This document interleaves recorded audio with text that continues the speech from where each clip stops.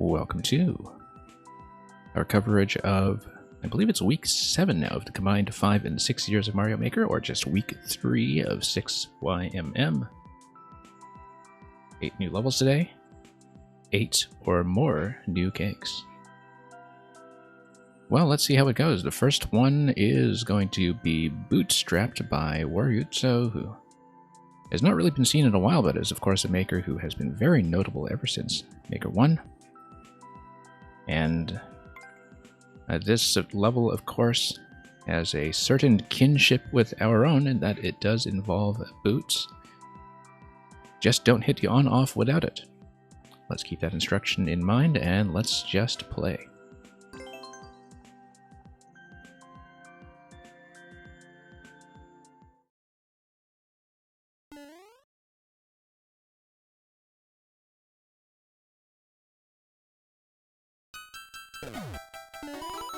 Okay, so here we are. We've got a boot. Might as well follow the coins. And yeah, you have to double tap everything, and if you jump out, of course, you fall and get a gentle reset. Hey, welcome.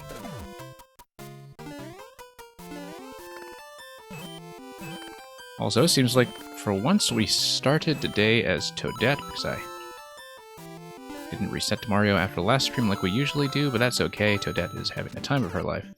And now we no longer have a safety net now that we are past the tutorial section. Welcome, Lantis and Luca.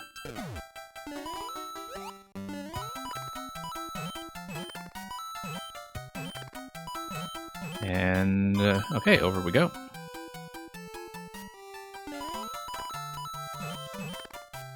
And of course that takes out the piranhas on either side.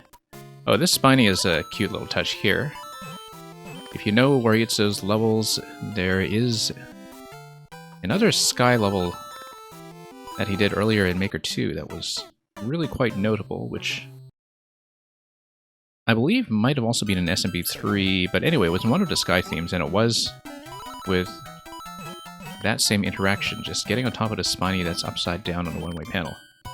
And there's a Waryutsu level that is entirely about that, so it's a neat little crossover to have this level refer to that one as well, since we're playing in the sky anyway. So that shows you to drop as well as the icicle timing. We didn't activate the icicle, but it's okay, we've got plenty of time to catch up. Haven't really thought very hard about the cake possibility so far, of course. Okay, the on-off is something that we need to time here. We can't hit things in succession too quickly, or the piranha will not have been lowered far enough on the conveyor. So, we'll have to keep that in mind. And criticism, you have to be working on the background in on a comic, rather. Yeah, criticism, good luck with that. Don't know if that's something you're doing in collaboration with an artist or something else entirely. Whoops, no, let's remember how to do this. We need to lower the piranha all the way down, I think. Because part way is just not good enough when it comes to getting into position quickly. Yeah, now we activate, now we miss. Let's hug all the way to the right, I think, when we activate the on-off that second time. This is, of course, right after checkpoint, so we do have a few opportunities here to figure out the timing, but I think we need to hang all the way right. There we go, that works. No, we need to time ourselves on the first jump. We basically can't take the first jump off the munchers until we have a relatively safe timing, so... whoops, let's remember how to do this. And, of course, missing an opportunity to do so is potentially going to get you into trouble with the auto-scroll timing. I tried to jump there and I missed. Luckily, it does kill you rather quickly. Oh, working on a comic by yourself, I see. Well, do have fun with that.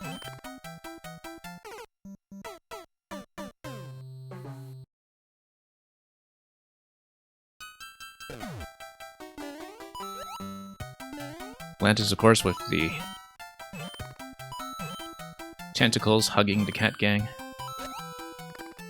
Which is actually the plot of Splatoon, if you think about it. In that all these squid people will get along just fine with the cats that are judging them and awarding them victory.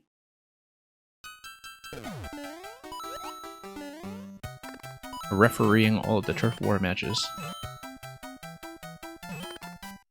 The comic based off of Super Paper Mario, interesting. Complete with Mr. L and Dementio and the rest of the gang. It's been a long time since I played it. I haven't played it since it originally came out on the Wii, I think. Okay, we're hanging a little too far left that time. Of course, the on-off switch is what lowers the cannon on the right side. And that's going to affect its firing pattern a little bit in terms of, well, it's going to give it a firing pattern by lowering it on screen. So that's what happens. The on-off switch gives you an opportunity. We can actually skip the first one, I think. If the timing isn't right, we should be able to dash over, or rather float over directly to the second one. Man, that's not a spoiler for Splatoon, actually. It's not a plot spoiler. The thing about Splatoon is that when you play the competitive mode, the judges are cats. Like, the cats award you victory or award your opponent's victory. That's all there is to it. You see it right away in the multiplayer. There's nothing in the campaign that's really about that. There might be something that's in the Splatoon 3 campaign that's about that, given how it's been promoted so far. And yeah, I know you're usually joking, but, you know, just in case anybody accidentally takes you seriously for a change. Whoops. I am trying to jump there, but it seems like I'm just a little too late every time under repetition. Ziggsy, welcome back.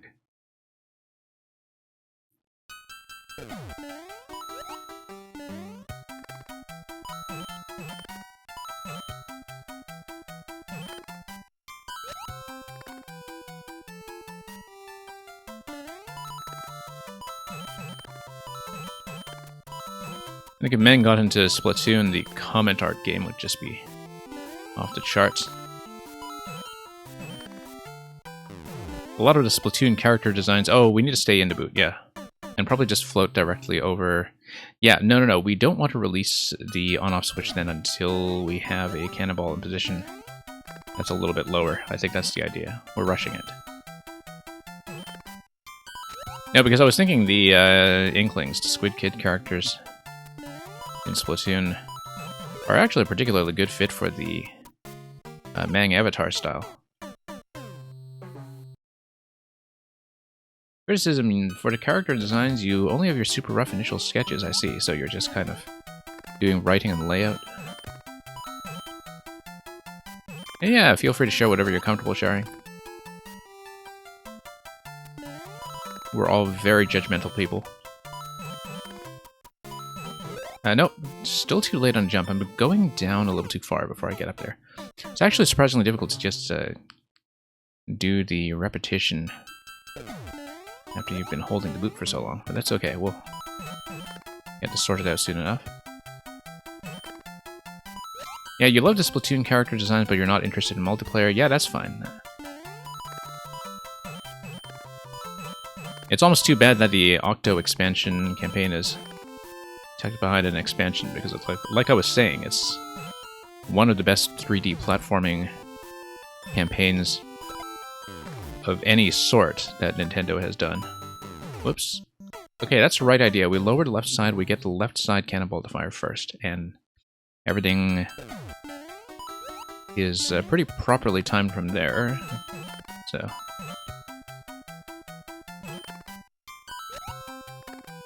here we go.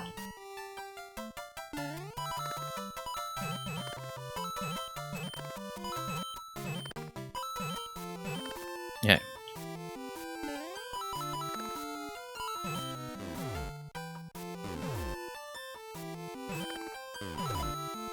Now let's this guy and miss. There we go. Yeah, Mang expansion just means DLC. The DLC is entirely single player. It is a bonus single-player campaign that's actually a lot better than the main campaign. The main campaign's okay, it's pretty good. It's a bit of a letdown coming in from Splatoon 1, but if you are missing Splatoon 1 anyway, you won't notice that problem.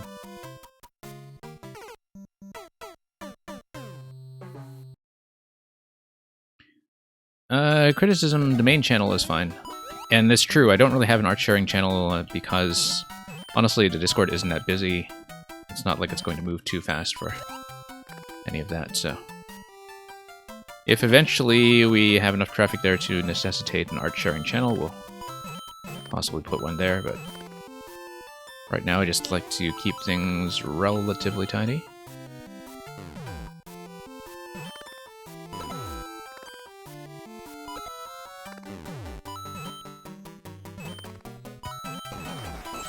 Whoops. Okay. Yes, I see the issue here, that we don't want the icicles to ever activate the on-off switches, so if we lower icicles, we need to let them hit first. And we need to do that while staying ahead of the auto-scroll boundary, but of course it is a custom scroll. The speed will, I think, let up properly for us to get through there safely.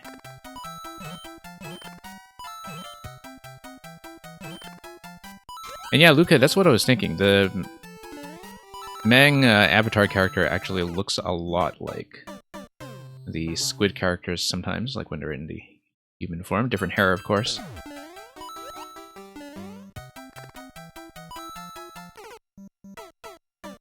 But something about the posture, I think.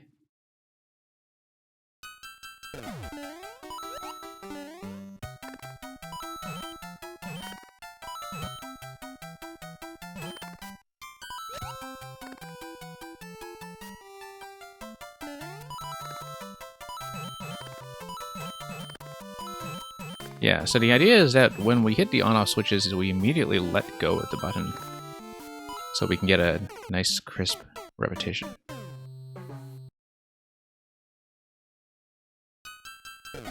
Yeah, I guess you are sort of a jellyfish.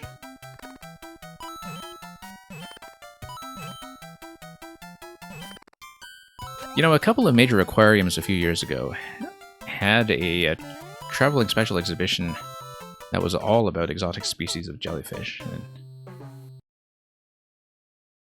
Because I remember seeing the same jellyfish exhibition in more than one city. Like, it was the same thing. And it was well worth seeing twice. But, you know, they had it traveling around as a temporary rotating exhibit.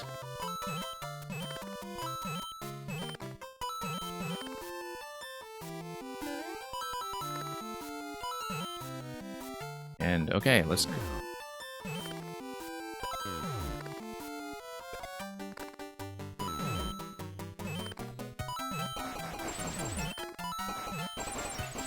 So yeah, we let everything hit, then we go.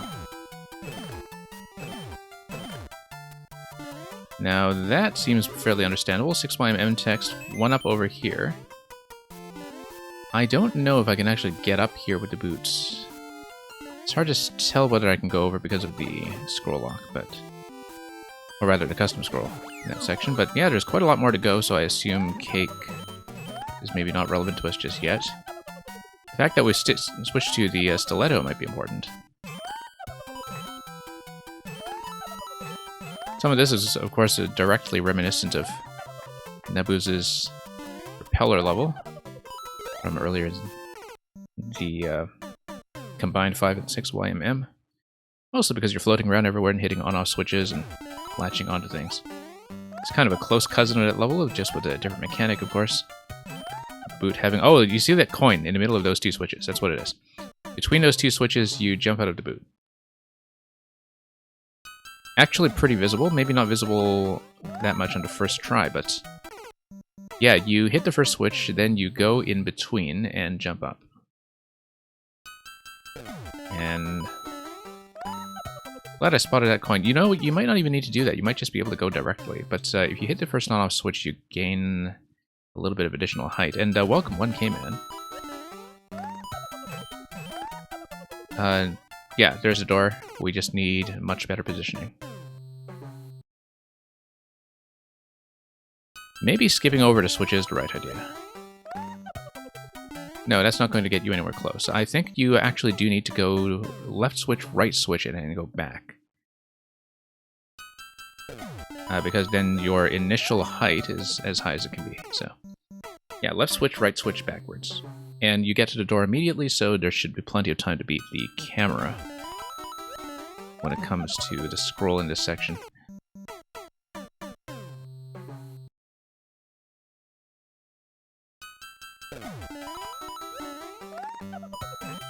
And yeah, Netcat, hope you're doing well. Nope, just short once again.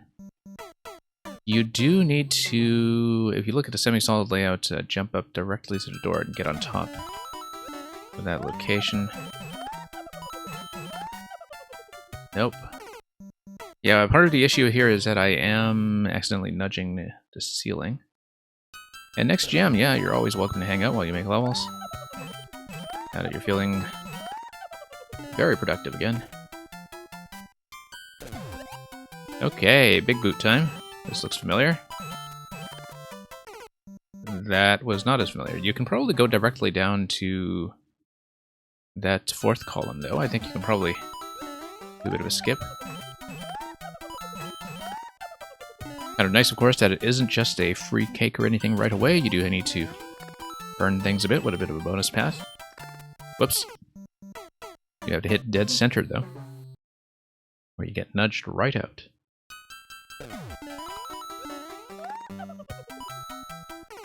Next GM, you'll try to make a snake block level last night.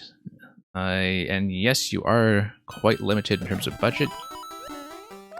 Partly because you can make them quite long and also have their pathways take up quite a bit of space. And so, the unique thing, of course, is that they do have their own limit. The other unique thing is that they are one of the most useful tools for keeping things loaded on top of global ground. Although, when you're actually playing on top of snake blocks, maybe that's not going to be the most helpful property. No, we wanted to go for the door, I just forgot.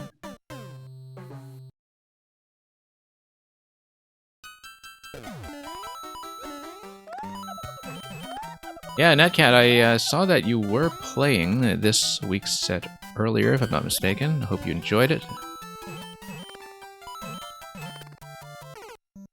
Do let me know if there are any particular favorites of yours that I should be looking forward to. I didn't do as much advanced playtesting for this week's set, so a lot of this is new to me.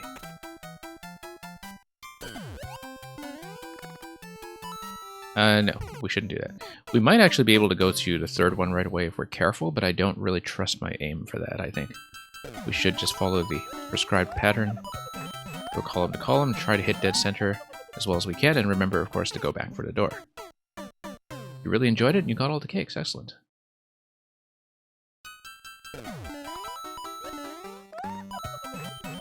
If you play on a snake block, Mario will stay globally loaded. I am not sure about that. What if you switch to Luigi?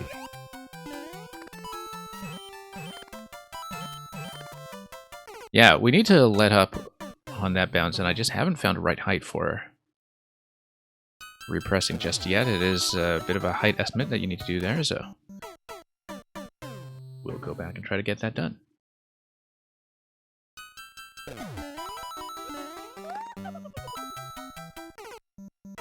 And not miss too much in the meantime.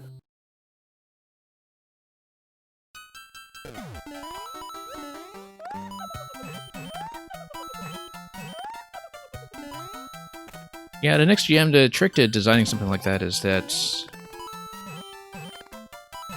one snake block can do a ton of work. Yeah, I'm repressing too soon, that's the issue. And then I lose the opportunity to press again.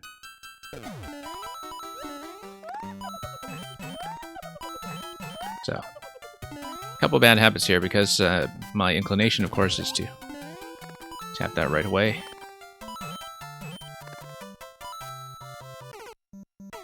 And that's the right idea, except, of course, not the right spacing or timing. So, because the level up to that point trains you on a little bit of muscle memory, and then you have to break that muscle memory in order to do that downward drop. A perfectly spaced downward drop in the big boot segment.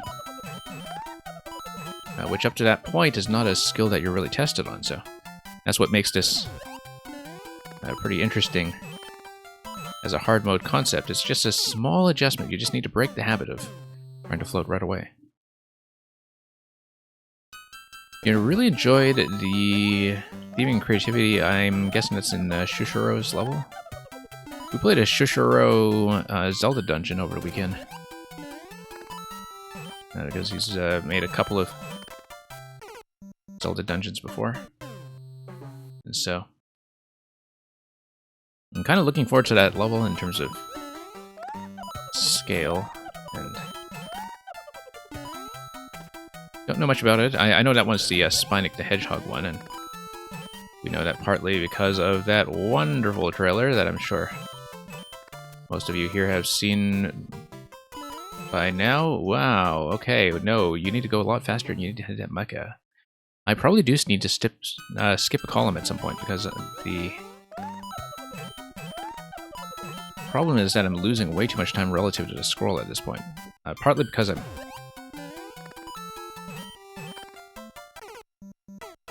doing so much very careful adjustment as I'm trying to go from one column to the next, and just rethinking what the next time is going to be is going to take me a little bit too long here, when what I should be doing is just going right away.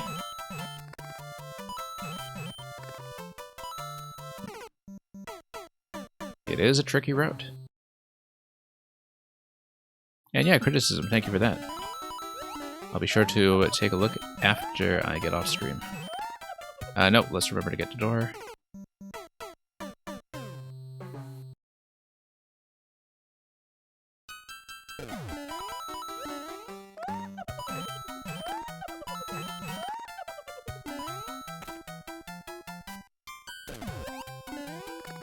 Pretty easy to find a route, at least. Yeah, once again, just need to break that habit.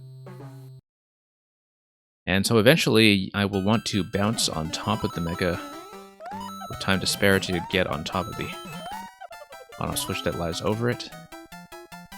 Apparently, that is a bit of a challenge.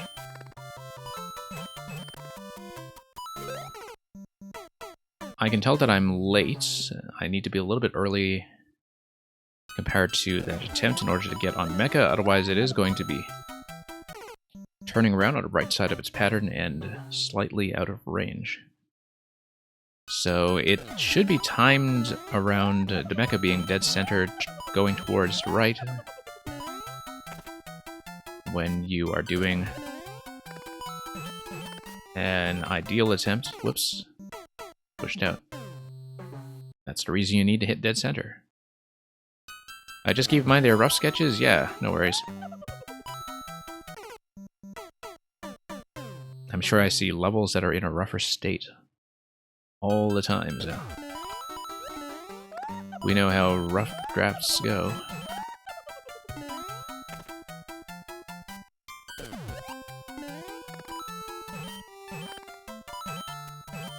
Also, as always, for people coming into the stream, do let me know if things are working just fine. I think, from what I can see, video is going just fine today, but audio I can never quite tell if it's starting to cut out for people. But today, no issues that I know of yet.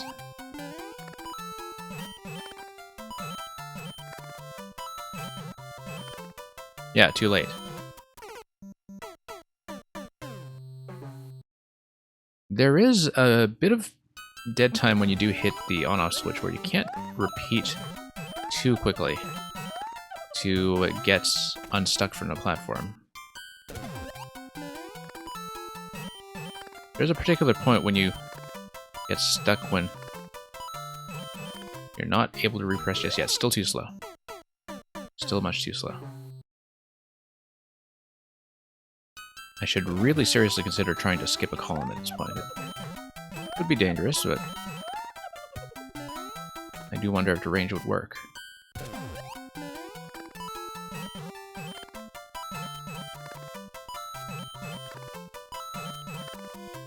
Or you could just do... nope, not quite. Never mind that. Or you could just kind of wait on that column until the Koopa comes back. I think maybe that's possible. I was thinking that I wouldn't have enough time to beat the scroll boundary to do that, and that I'm actually going too slow, but maybe there's a bit more leeway than that. Or you could just go directly for it. No, I think I do need to wait for it to turn back, probably. But either wait on the last column or skip one column. It's got to be one of those two.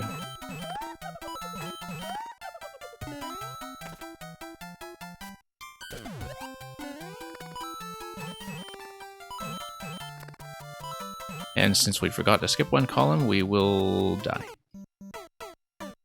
Not quite intentionally, but, you know, that's how it goes.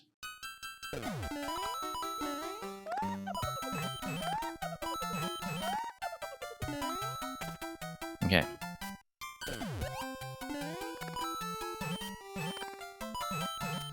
All this is in the subworld, by the way, and that means that the auto-scroll is just a simple, not custom, left-to-right auto-scroll. And the vertical camera position is up to me.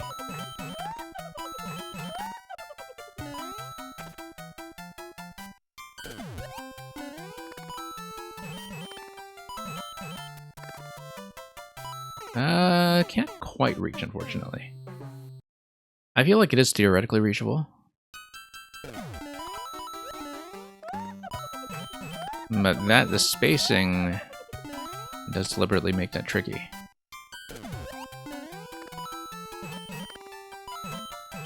Yeah, if you're just a little bit to the left on that second column, you won't be able to jump directly from the second to the fourth column, I don't think.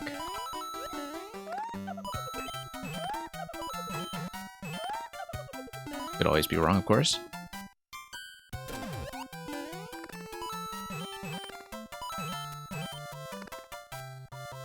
Yeah, not quite. Not quite.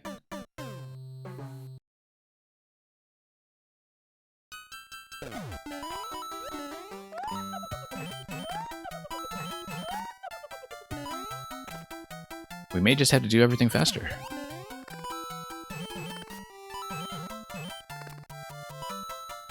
Because I am going a bit low now on each of the later columns. I'm probably losing too much time to just being in the air. It is tricky. I mean, we could always just wait on the fourth column for the mecha to come back and hope the auto-scroll timing isn't too aggressive, but... No, there's no way. Absolutely no way.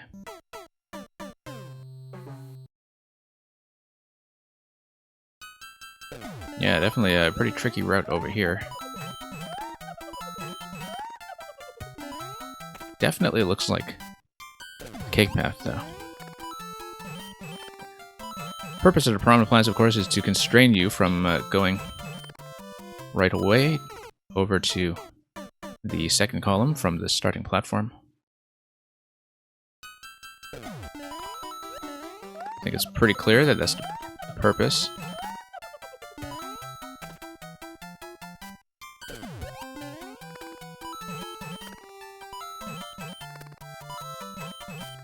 What do you skip first to third column? Rather than second to fourth. I think maybe that is not only more doable, but easier to see despite the equivalent spacing.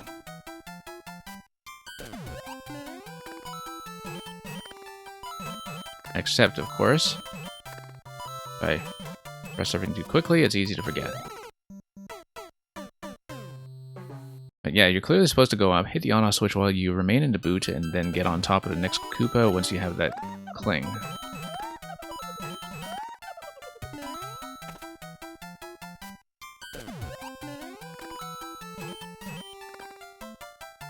Not quite. I'm holding right all the way there, and I think the spacing is, by design, slightly out of reach. I think if you're sort of within a half tile on the first hit,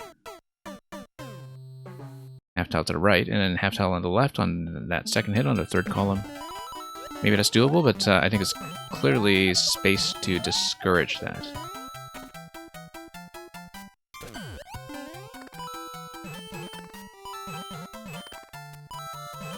Again, losing way too much time to going low. Okay, we're going to change over to Star-Lord here. You know, Netcat... Criticism actually in the Discord made a very interesting observation, which is that for the prehistoric Mario and Yoshi segment in the trailer, the nature documentary, that beautiful, stunning artwork by the paleo artist Emily Willoughby. Technically speaking, that is Chris Pratt in Jurassic World.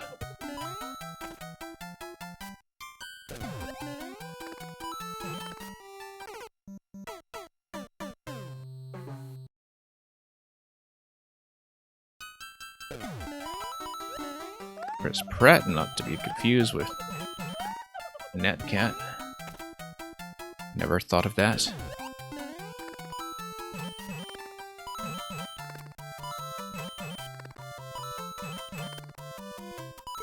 Still short. Yeah, the only thing I can think of here is just to do all the switch pressing as fast as validly possible and just not losing so much airtime by going too low, but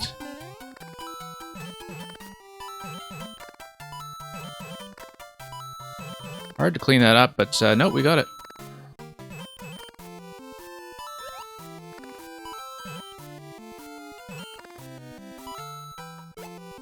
And of course, that segment there is very similar to some of the repeated hits that go on with the Naboo's propeller level as before, except that one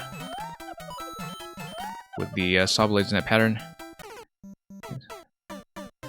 and do compel a certain pace of forward motion.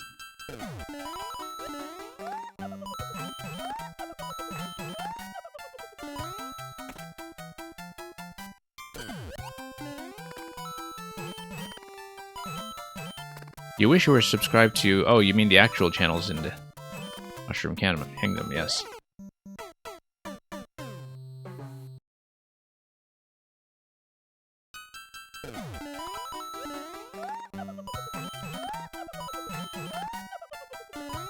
Yeah, they seem to receive very good television service there.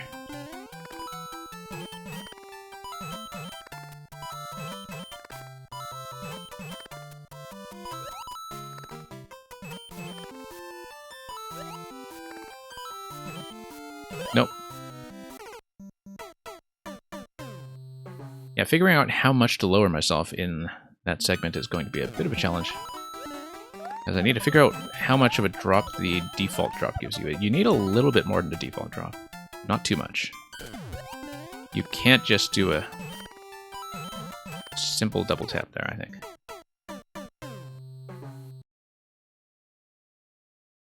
But yeah, the thing that has worked so far in terms of getting past the first 4 columns is just to get the airtime to be absolutely perfect in terms of not doing too big a drop. Using the coins as an alignment tool if you can.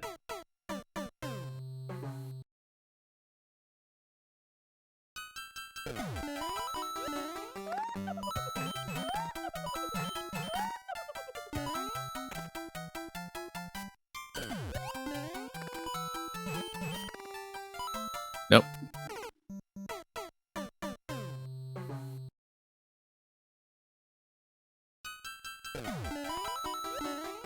Yeah, your button repetitions have to be pretty well timed. You can't do it too fast, because as I said, there is that a bit of a dead zone moment when the repetition is not available yet.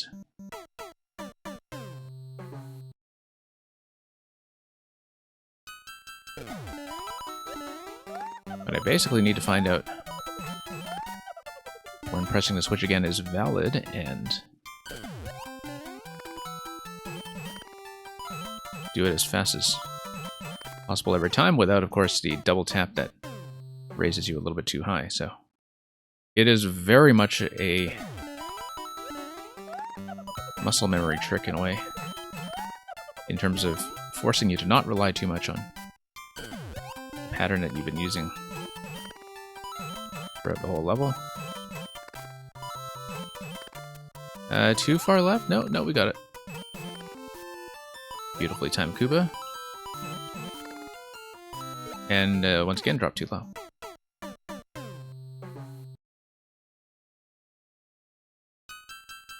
Maybe I don't need to drop very much at all. I can just...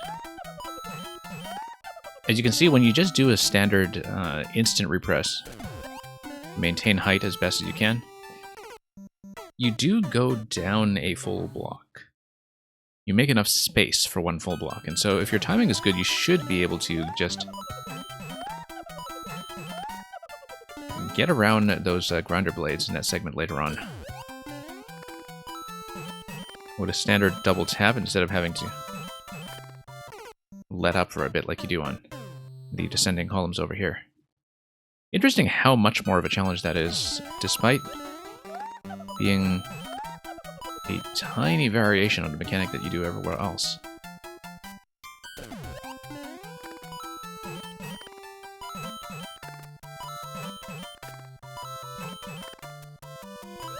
Okay, there we go.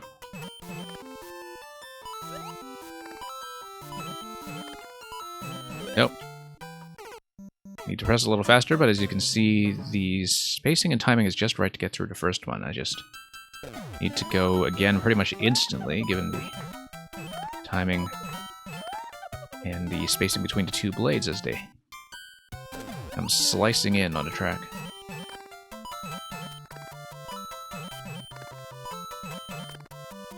Okay, very comfortable timing that time on the mecha. Unusually comfortable, in fact.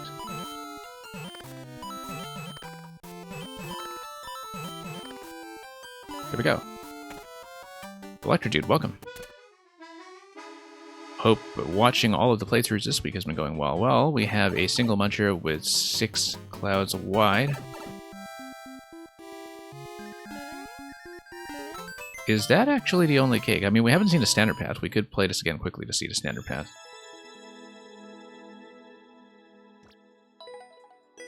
Because we didn't actually see the non-cake route at all to detect what there was in it. Whoops. It shouldn't take too long to get back, considering how long we took just on the cake path. What appears to be the cake path, with just the one giant muncher on a 6-wide cake. I feel like I was missing something there. I hope I'm not missing something that requires me to repeat that part, but if that's what it is, we'll have to deal with it.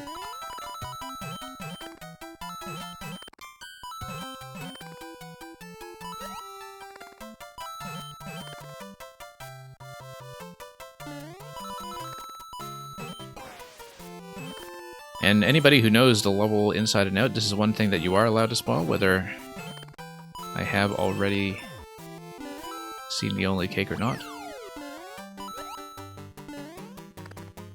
But I'll want to see the non-cake path anyway, so might as well do a quick replay. Nope. Made a poor error of judgment in the last moment. It's okay, we are right at checkpoint.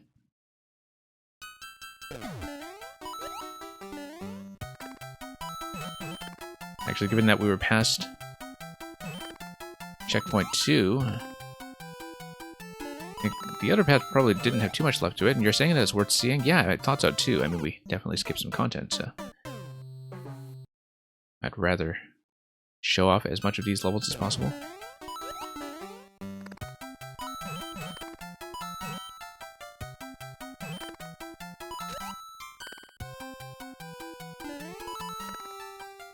Nope.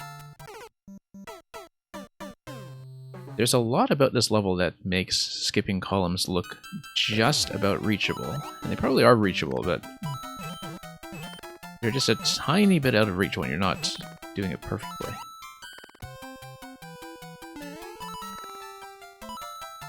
And the criticism, you're taking a short break from the comic or from the stream. Either way, do enjoy your break. Did you hear your name earlier? Yeah, we were talking about Chris Pratt and Jurassic World in connection to the nature documentary artwork with prehistoric Mario and Yoshi. That's all it was.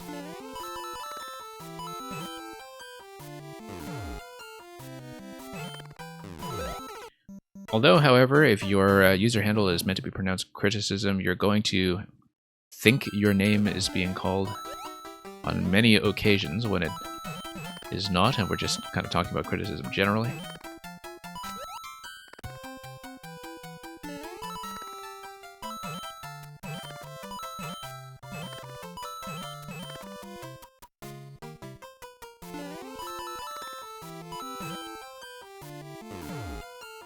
Okay.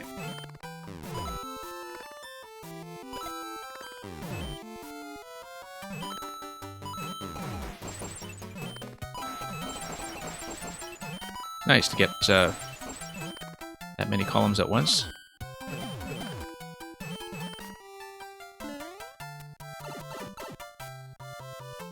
Natcat, the person who made the Yoshisaurus art, I actually knew about separately before Mario Maker. So Emily Willoughby is somebody who does play the game, but is not a very active maker or player so far as I know, but is a close personal friend of Four Wings or Tetraterix, or John, who of course made all of those gigantic Yoshi puzzle levels. But they know each other through having worked professionally on some things that do actually have to do with natural history. Like, they've worked together on dinosaur stuff. And so that's how we managed to pull that connection, apparently. So Emily Willoughby, you should really look up. The link to her artwork and her website is in the trailer description for this week, but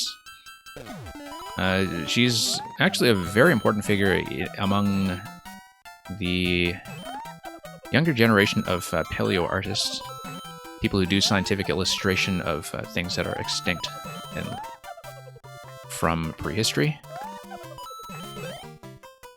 Because one thing that she was particularly known for in the 2000s and early 2010s was being one of the first major artists to really do depictions of feathered dinosaurs, like feathered raptors, when it became the newly established scientific consensus that a lot of those dinosaur species did actually have feathers to various extents. I mean, that's a fairly new development in terms of dinosaur science. It's been certainly a big change since my childhood in terms of seeing a lot of the artwork, models, even toys slowly get updated. One thing, of course, that did not get updated was Jurassic World, where by the time that Jurassic World was being made, it was already well known that a lot of the dinosaurs featured in Jurassic Park did in fact have feathers, and they, of course, didn't reflect that in the new films. But the new films, of course, aren't... I mean, I haven't seen Fallen Kingdom, but Jurassic World isn't really about dinosaurs exactly. It's more about...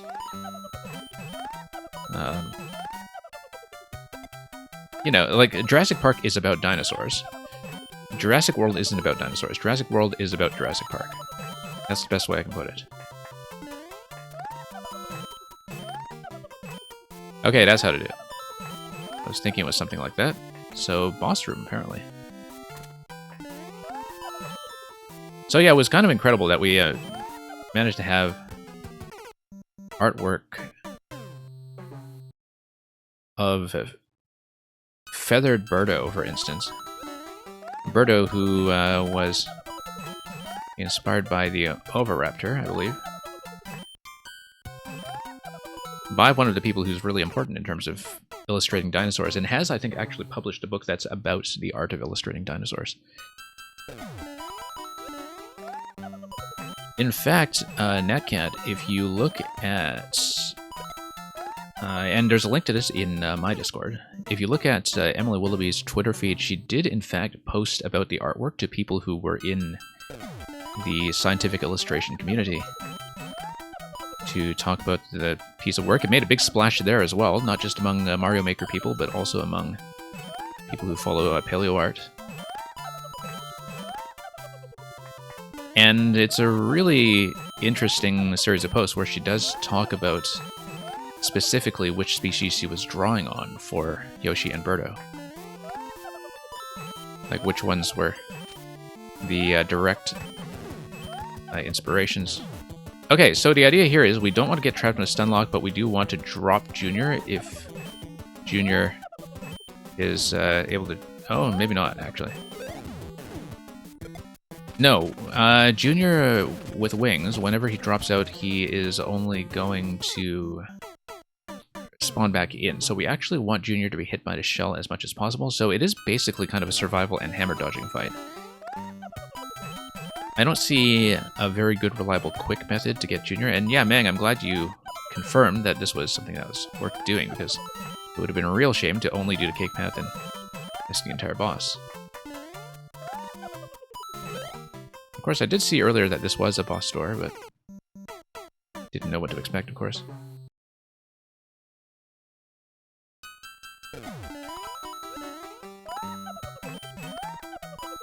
And here we go.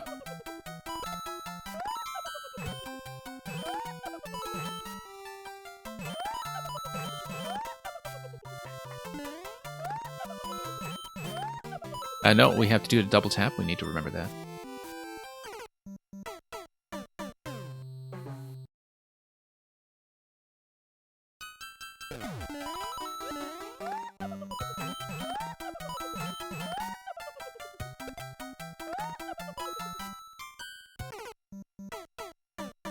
Meowzilla.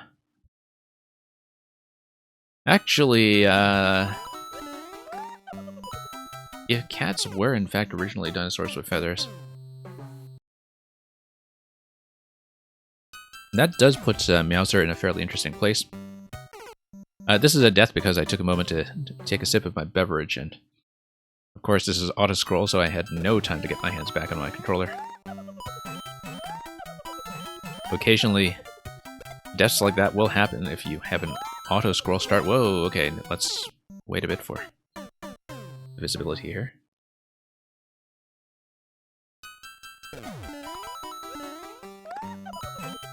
Yeah, criticism... I enjoy a lot of things about the interactions in Super Paper Mario, but one thing that does not quite work out about it is just the side-scroller platforming. Like, something feels very off about the physics. In that it doesn't really feel like a platformer. It feels like just more Paper Mario overworld segments that just happen to be in a side-scrolling format, unless, of course, you turn everything onto the perpendicular axis.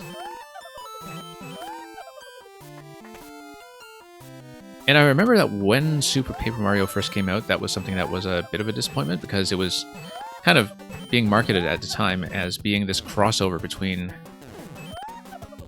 the Paper Mario RPGs and the original Mario platforming mechanics, and of course it didn't really turn out to be the case.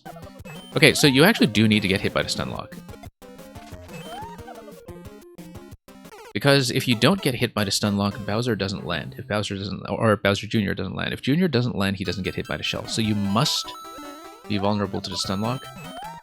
And so when Jr. is landing, you want to be on the column where a grinder blade is furthest away. So it could be one that is at the top, or it could be one that is moving up. But you need to buy as much time as possible.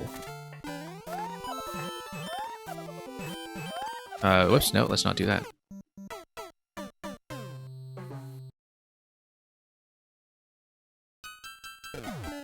And no, criticism, I actually kind of like that Super Paper Mario does something a little bit different than the other ones in the series, and that Paper Mario on the whole is always kind of on the go in terms of changing up mechanics almost every time. I guess they don't really change up between the first two, nor between Color Splash and Sticker Star and Color Splash in that order. I actually really enjoyed the battle mechanics in Origami King. No, I think the battle mechanics in Super Paper Mario are generally fine. I remember enjoying the Pit of 100 Trials in that game quite a lot. I don't mind that sort of real-time element with the character switching and all that, or at least I didn't back when I played it. Bad timing there.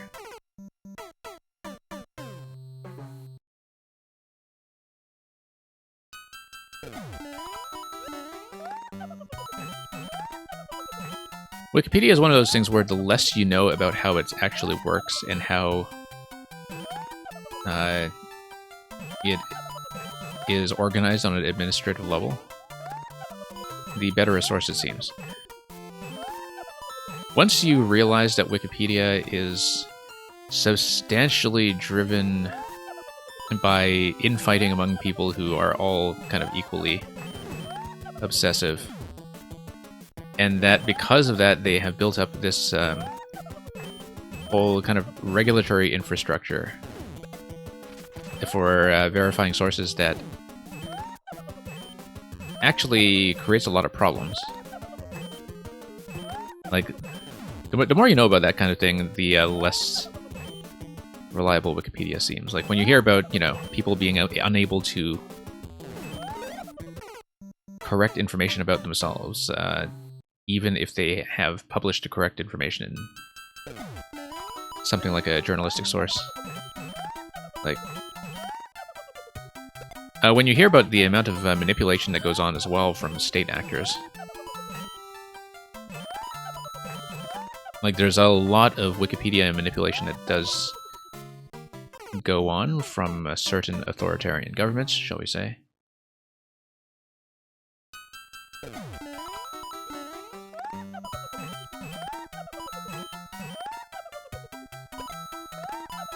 And yeah, criticism, I couldn't get through Sticker Star. I got very close to the end. I actually did everything except the final boss. It was one of those games where I sort of enjoyed it enough that I was able to put into time to do just about everything up to the final boss, and then by that point I was very sick of the inventory check style of design, where a lot of the boss battles are literally, do you have this thing in your inventory? Yes or no? And no amount of tactics can get you out of that situation.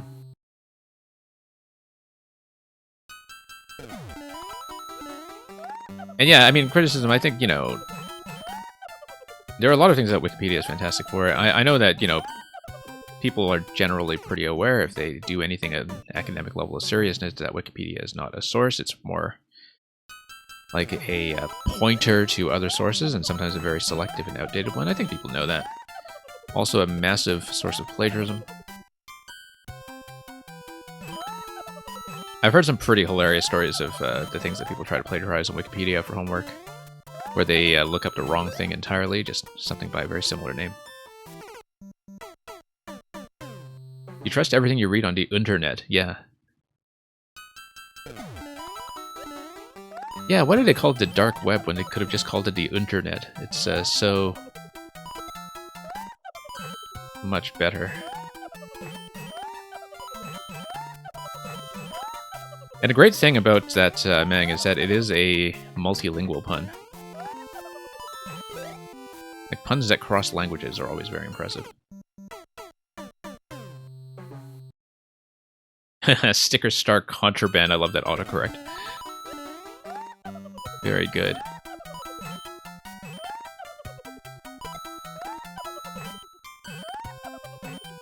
Now, there's a lot of things about Sticker Star that I don't think are as bad as people make them out to be, but one thing that is really quite awful is just the entirety of the boss design in that game.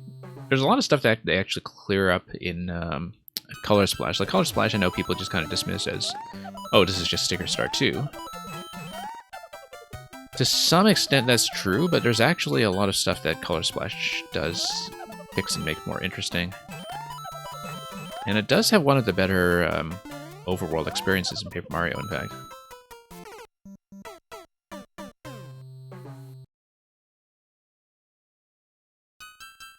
Natcat's cat emote feels smart after reading a 5-minute blog post with unverified sources, yeah. Feels ready to put on your cool, cool shades.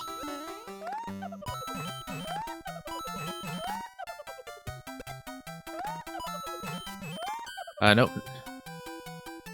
Still getting into a bit of trouble here, so.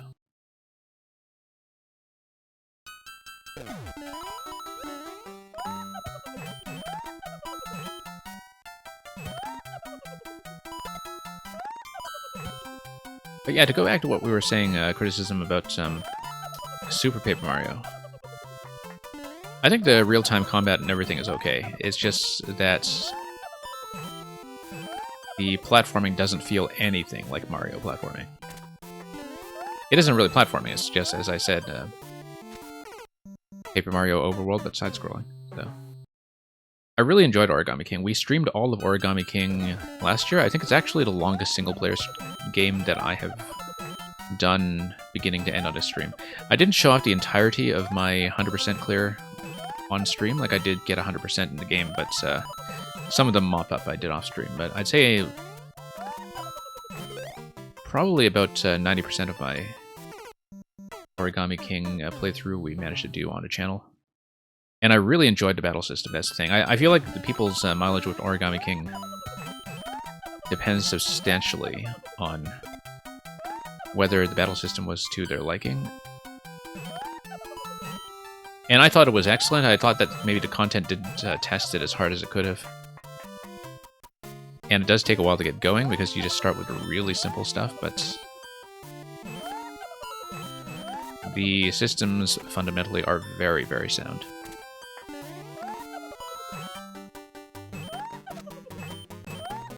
Also, that whole game show segment that's in one of the later worlds, yeah, the Shy Guy game show, I'm trying to remember the name at this point. Thought that was tons of fun.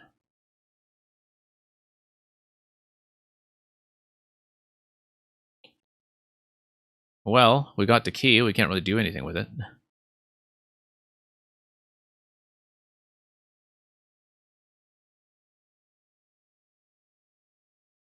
And yeah, next GM, you love the story and the humor of Origami King, yeah. Origami King, I thought, got off to a slow start. Like, I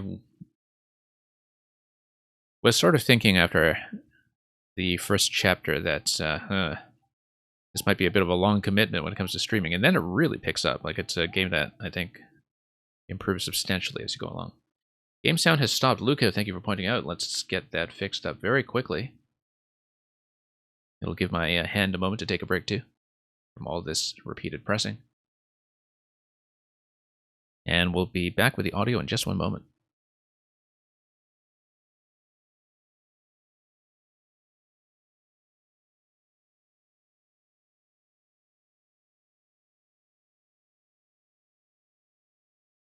And yeah, for those who are relatively new here, this used to be a much worse problem than it is now. We don't encounter it too much anymore. But I'm not the only streamer who encounters it either. And I'm pretty sure it's sort of a heat and CPU related issue with my streaming software on my end, but sound should be back. Yeah, I diagnosed the issue and I kind of tracked it down. It's very obscure.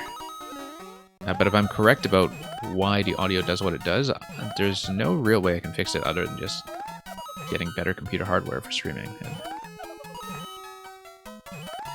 you know, you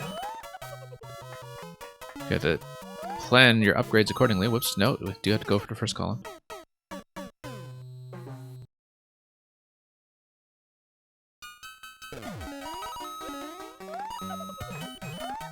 Yeah, criticism, I don't really keep up with the public reputation of Nintendo games anymore, so I don't know if Origami King had a problem with people not giving it a chance. Because they just wrote it off as not being in the style of the first two games or something.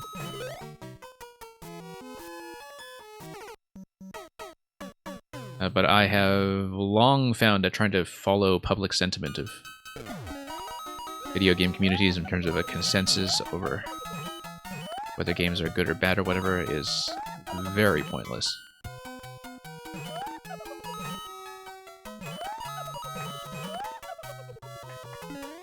Mostly because I value my own critical independence when it comes to, you know, what I find reasonably enjoyable.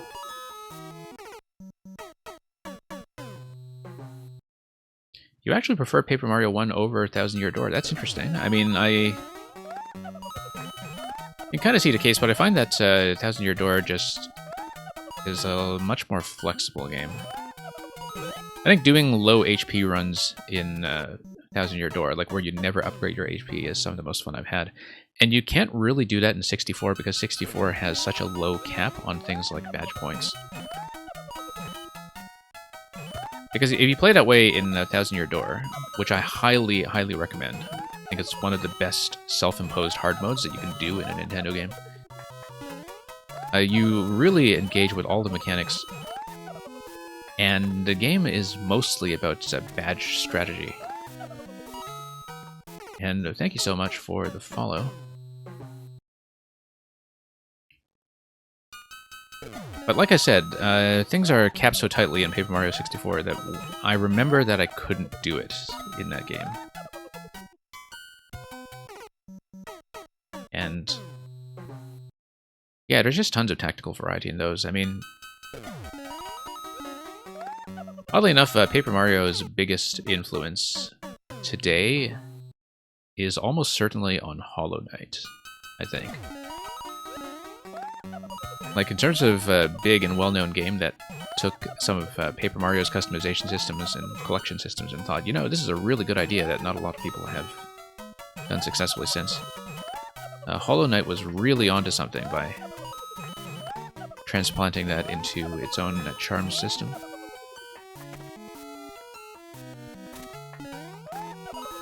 Well, we're an hour into the first level due to doing the cake route and now having trouble with the boss. I feel like this could potentially be a bit of a long stream, but we'll try to do everything in one program today if we can.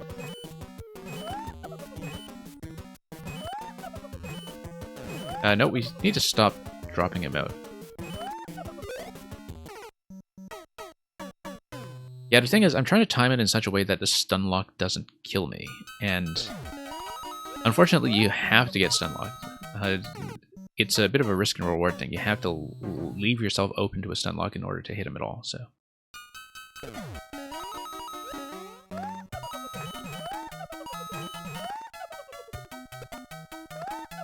The reason the backtracking doesn't annoy me, if you're thinking about things like, I think it's Chapter 4 with Vivian,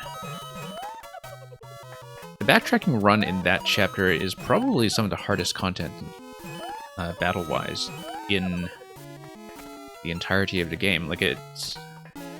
when you take the route backwards, it is significantly more difficult, I found, and so because it plays out so differently in terms of how you're interacting with the things that you're running into, I really don't mind a repetition, because it's not like you're doing the exact same thing twice when you go back and forth in zones like that. It's been a while since I played it, though, so maybe I'd feel differently about it now if I replay the game today.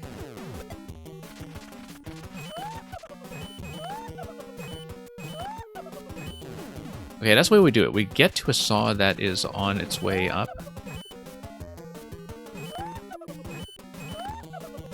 And there we go.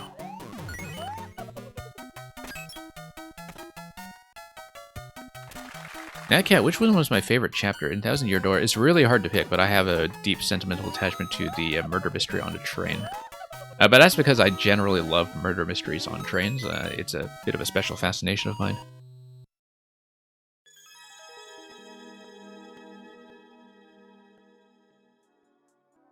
And anyway, that's it for Bootstrapped.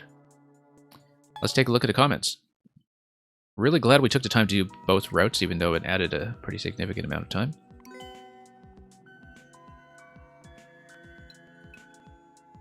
And yeah, criticism, good time to play Hollow Knight and get it out of the way before Silksong eventually comes out sometime next year, we hope. Look at Greenstar over here. Greenstar popping to boot out of the treasure chest. And if you made it here, GG, you did it. You read the comments. And Rybone says, how does he do that? I feel like Rybones has also made some interesting boot floating levels. For some reason. I vaguely remember that. But his contribution last week, of course, to 6YMM was the fish level. Flying fish foray. I have lost my shoe. Took the time to write the comment as well. Look at that sad face. Poor fellow even has the acorn hat and can't fly. Yeah, sticky shoe. Really sticky. You know, the sort of sticky honey bit here is sort of ironic. So I've been replaying Metroid lately on the side, and in Samus Returns, the way they depict surfaces that you can't cling onto with the spider ball is with slime that kind of has this yellow look of honey, you know, very much like what you see here. So it's sort of the opposite mechanic, where in Samus Returns, like, this is precisely the surface that you can't stick to.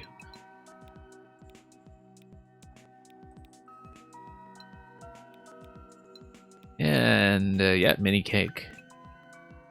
That's correct. Let's take a look at the next one. Thank you for the GGs. Next one's going to be Wendy's Hot Drinks by Composer.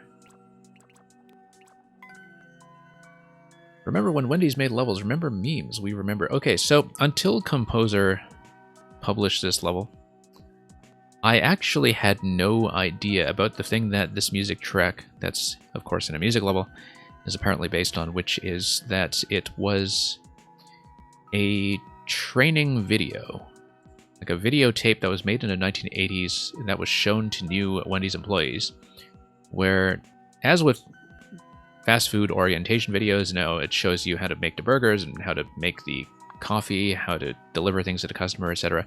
Except the only thing that's unique about it is that the whole thing is done as an 80s music video. It's communicated entirely in song. So apparently for a particular generation, every employee that started at Wendy's would watch a music video and hopefully actually pick up its instructions about how to serve the coffee. Apparently, this is the music here. You can find it on YouTube, and it has like 3 million views or something, and I actually had no idea about it whatsoever. Anyway, let's go.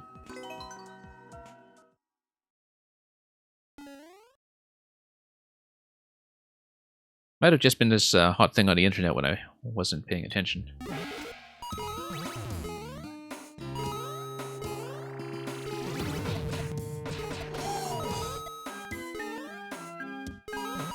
Whoops, no, on-off switch here. And you need to hit... Yeah, I see.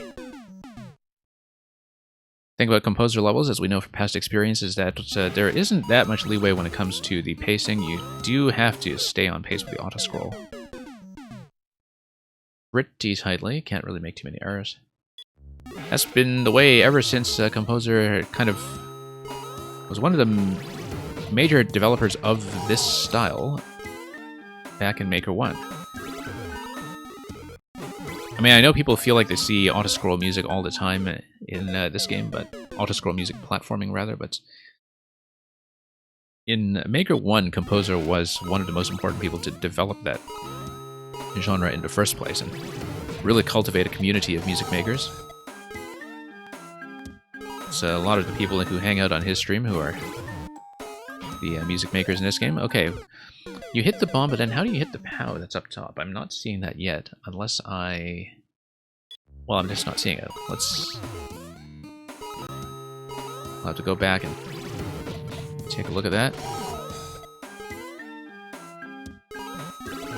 So yeah, tightening up some jumps in terms of height seems like it's usually going to be the right thing to do. I felt like I needed to get on top of that bomb, that the question blocks on the left are basically kind of optional. You shouldn't hit them dead center because you won't hit the bomb far enough to the right. They're just mostly there to encourage you to jump. Signify that jumping on top of the bomb is likely what you need to do, but if the spacing isn't right yet, there's no reason to hit those question blocks. In fact, it's better if we skip them entirely, given the pace that I'm currently on. You do need a high bounce off these second dry bones.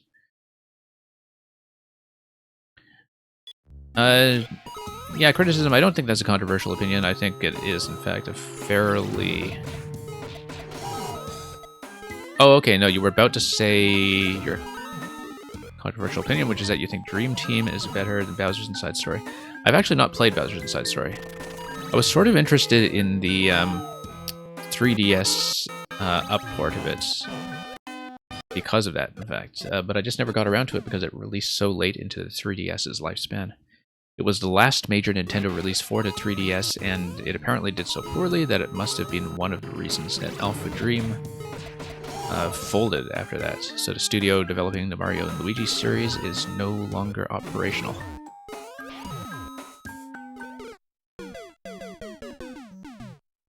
But yeah, I always managed, or rather I always intended to get back to Bowser's Inside Story at some point.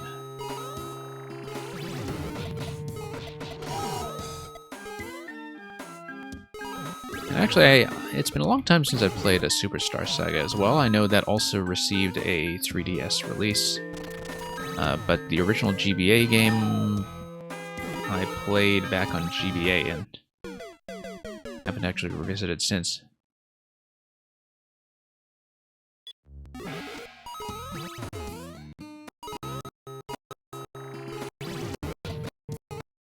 You think the remake is bad? Okay. I didn't think the remake changed very much, apart from possibly using the Dream Team sprites, or...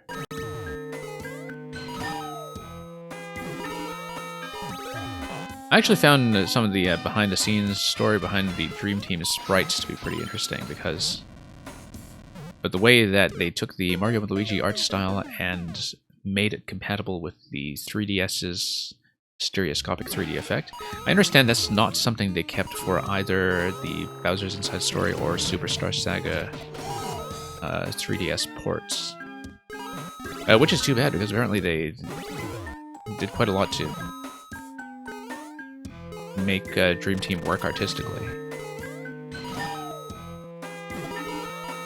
in a way that was quite unique to the system.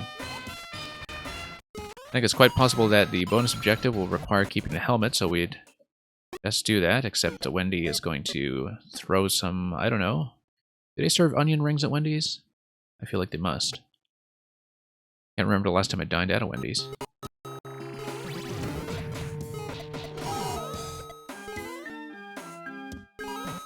That wasn't something like a combination Wendy's and Tim Hortons highway stop or something, where I'd mostly just be there for the Tims.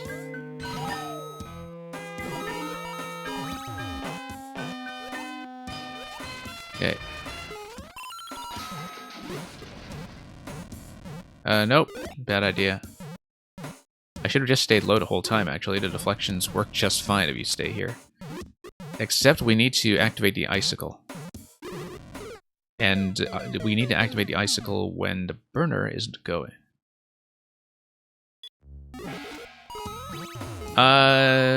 Game audio is not working well in a music level. We need to fix that immediately, Luca. Thank you for pointing that out. Yeah, because it's vital that audio works for this one. Give me one moment.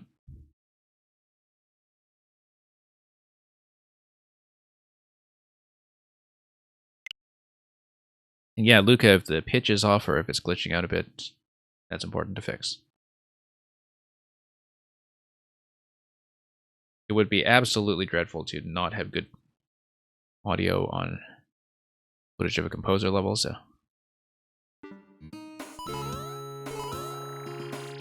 Let me know if it's okay. Okay, we better get the video back up. There we go.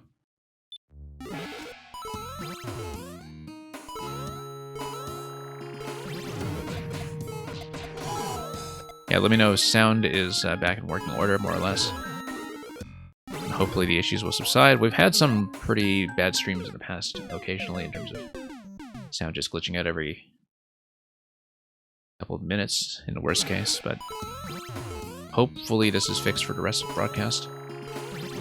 And yeah, criticism, do get some sleep. Don't make the same mistake that you did last time you came by. Unless you really want to, of course. I won't complain. Whoops. Jump on a bomb.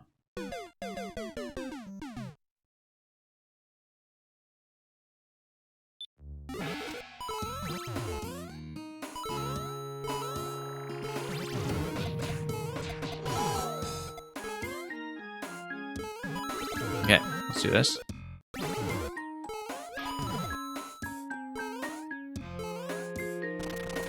Nope, couldn't get the high bounce.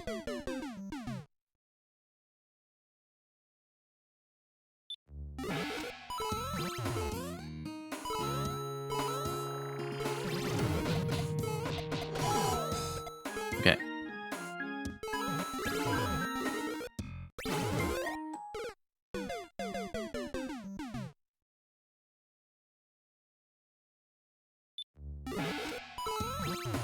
Yeah, one thing that, of course, people have heard me talk about before is that I do find this style of music auto-scrollers surprisingly to be a bit of a weakness of mine when it comes to actually playing them, where, you know, there are certain levels that everybody will be good at relative to the player base or bad at relative to player base, so, you know, you might be somebody who is better than average at puzzles or worse than average at Kaizo or something like that, but for some reason I feel like when it comes to clear rates and when it comes to comparisons to other levels that I'm worse than average at this style of auto-scroll, which is something I only really ever see with music auto-scroll, so in a way we need to drop the icicle and not lose the helmet. But you can hang around here indefinitely. You can hang around here and then go for a pattern that would still require you to bounce over to the left and loop around, so.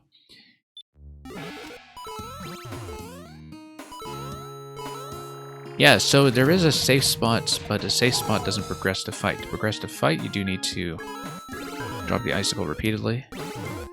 And to do that, you put yourself in danger of the Wendy O's.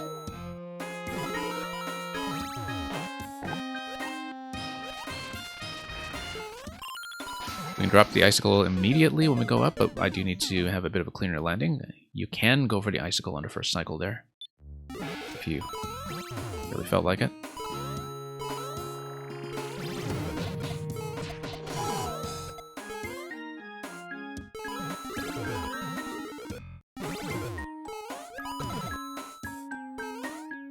Okay, here we go.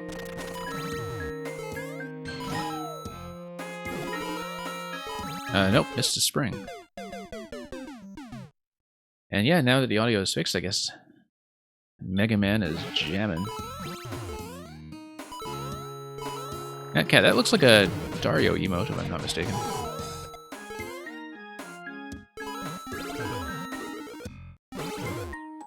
I get around to enough other Maker streams these days that I'm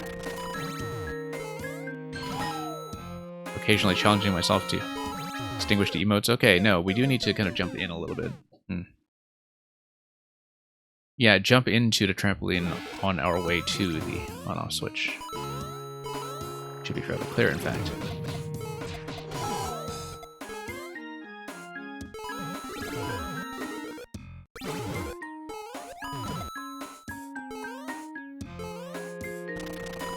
Okay, here we are.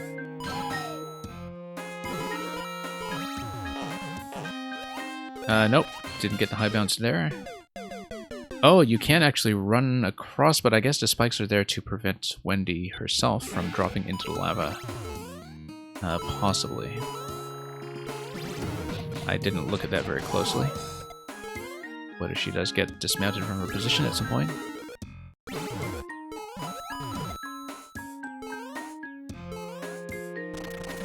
Interesting thing about the POW is that because of the power-up setup as well as the point at which certain elements are scrolling in, it doesn't break anything in this music auto-scroll at all, despite destroying a couple of elements that are up on the music track. I mean, it's an auto-scroller, things just continue to work past that point.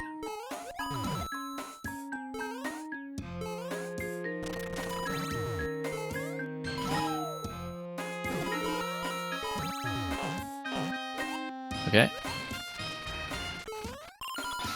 Nope. Trying to do a first activation on the icicle, didn't quite go. Now, you'll notice that the icicle can only hit two things. It's going to hit the first brick, and then it's going to, on a second activation, hit the question block below. But nothing after that, because it is just ground blocks underneath the question block that the icicle will hit. So the question is, what is going to happen after that?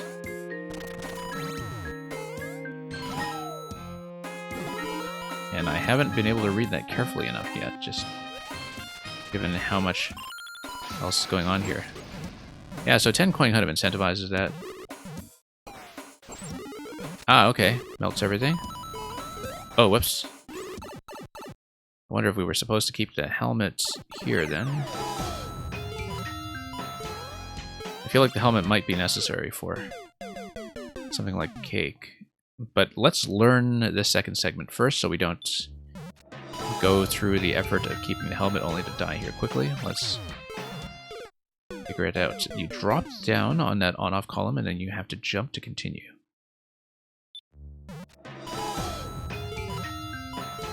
Yeah, I strongly suspect that keeping Shelmet into the second segment is all there will be to the cake. I did check that pipe, of course, just to be sure.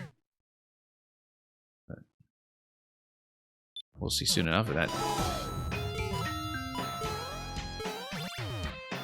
Theory is going to take us anywhere. It's not going to be red pipe just now.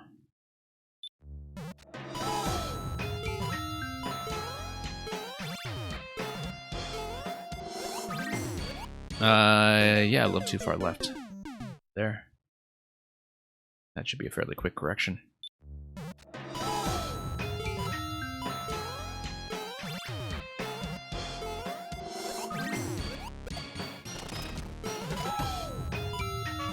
And then high bounce on that. I did read that, I just didn't do it quickly enough in advance. After hitting the on-off switch, you do need to hug the wall towards the right side in order to slip in without falling into the lava first, so.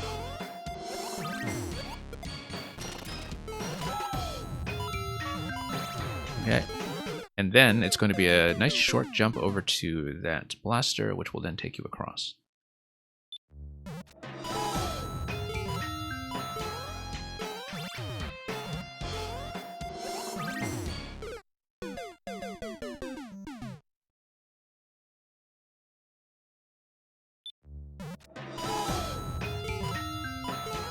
Anyway, let's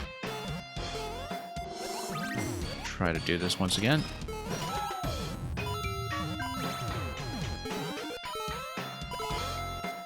Can I drop into the shell? Yes, I can. Except I need to jump out over here and not hit my head. 6YM text is coming right up. We'll see if anything about the cake exit reveals itself at that point. Like I said, looking for something that does require a helmet, but we'll see if that's actually going to be the case.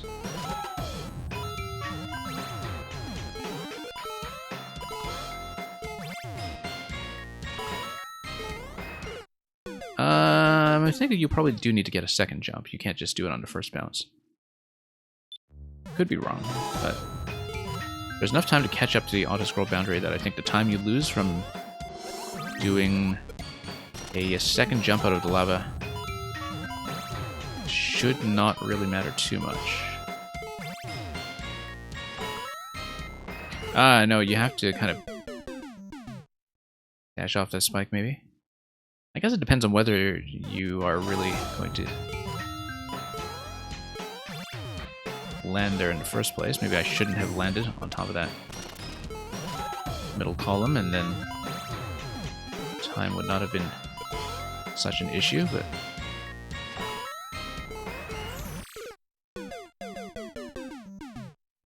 yeah, maybe you do need to go directly with full forward momentum if you can. We'll see if that's the case.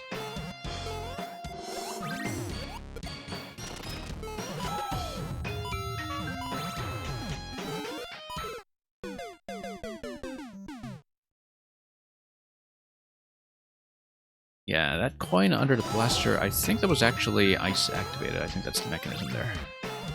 I was wondering, why is there a coin there? I think that's because the blaster drop is timed to a Podoboo. No, it's not. It's just... maybe it is. Can't quite see because it's not something that's available to me as a player. 6YMM. Okay, Wendy's going to do her thing here again. We need to be aware of fire. and drop the icicle as often as possible. Also notice the slot above Wendy where she drops in, of course. Yeah, so this is going to be a lengthier phase where you need to have about 5 hits from the icicle, if I read that correctly, possibly 6.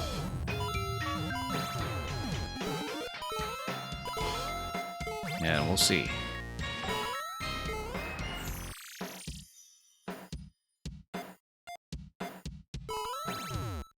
Yeah, plenty of time to get on top of the platform. I do like how it signals that for you. Also, yeah, once again, the safe zones are not too difficult to hit here, so that's very fortunate. Now, what does the P-switch do? It doesn't look like it's going to be an instant kill. It looks like it's going to be a blaster drop, so... Oh, but then that's a kill after that, okay. Now, is the gate then going to be dependent on the P-switch timer? You have a single cake over here. Looks like you can probably wait for P-switch to expire and then... none of these passageways will open up. This passageway seems like it potentially opens up.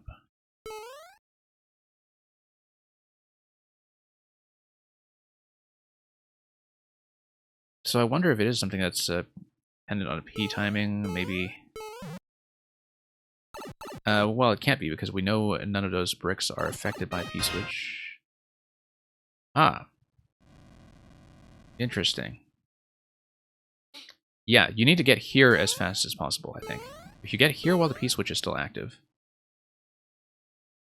then the bomb activates, and then how does that actually get you up to the other checkpoint?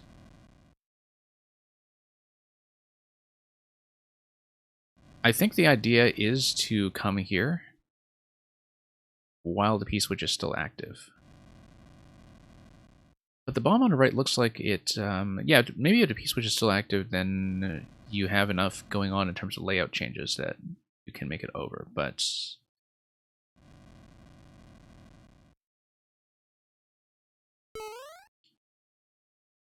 Well, let's think about that. I mean, I have to restart at this point, so...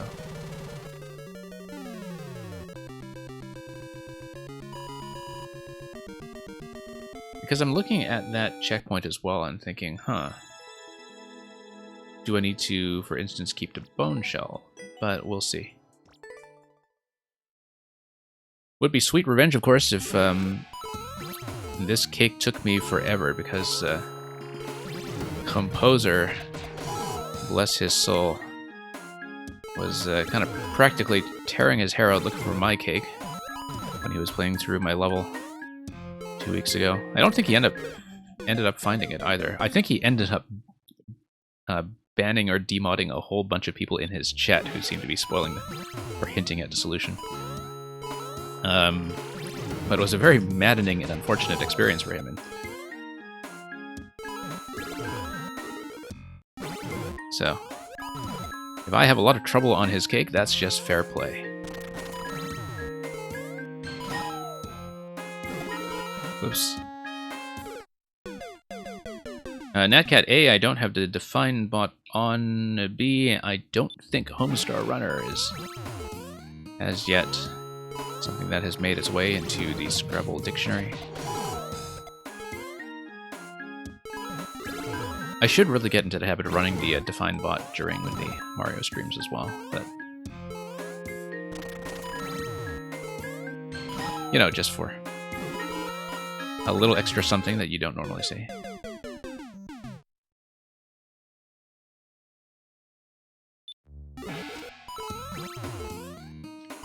In fact, if I remember later, I might turn it on between levels.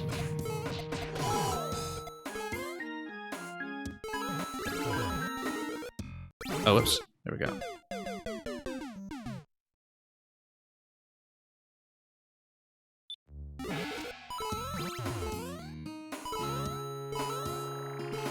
And, yeah, man, we'll process that command, we'll just process it really slowly. Whoops.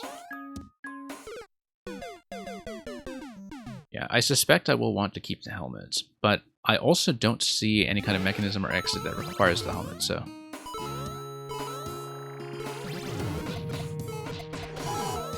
theory right now is maintain the P-switch and get to the goal as fast as possible with the P-switch active. That might not be it, though. That checkpoint placement does make me wonder. Whoops.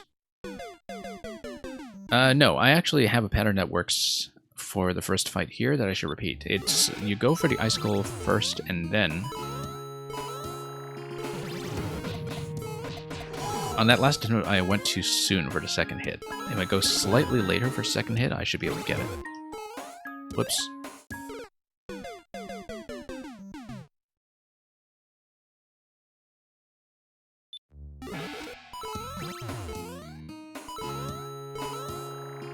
Yeah, depending on some of the cakes this week, this may be a rare occasion where we do need to split 6mm over 2 streams. But we'll see. I've been sort of dreading that being the case each week, and it hasn't come to pass even for the longest session we've done so far, which was back in week 4 of 5YM. Mostly due to Mang's cake that week. And actually, even as somebody who had playtested the Lord of the Rings, Lord of the Shelmets level, it still took me a long time to get through. Even though I had seen it and understood the general concept before. So, we'll see how we do. With everything else today, given that we're still just on... oh, we didn't restart, but given that we're still on level 2 this late into stream. Generally, I've found that each 5 or 6YM batch has taken me 3 to 4 hours. I've actually found them to be kind of the perfect streaming length, actually, each set of 8. That's what I tell people with the traditional Super Worlds as well, that when it comes to length of things that can be done in one sitting, or are meant to be done in one sitting, 3 hours is kind of the ideal target length, and so for Super Worlds of various difficulties, that would of course affect the things like the level count, but I mean, that's not a hard rule. You can make your Super Worlds go up to 40 levels with whatever you like, but for streaming purposes, I mean, something 3 hours long seems to be about perfect. That goes for those single multi-puzzle levels we've been doing recently as well, like the big collaboration levels where 3 hours seem kind of perfect for those too, even though it's 3 hours for a single level. Whoops. Missed a bounce. Greenstar, welcome. Greenstar, we saw that comment that you left. We've been looking at the comment art, of course, and we saw the comment art on Warutso's boot level.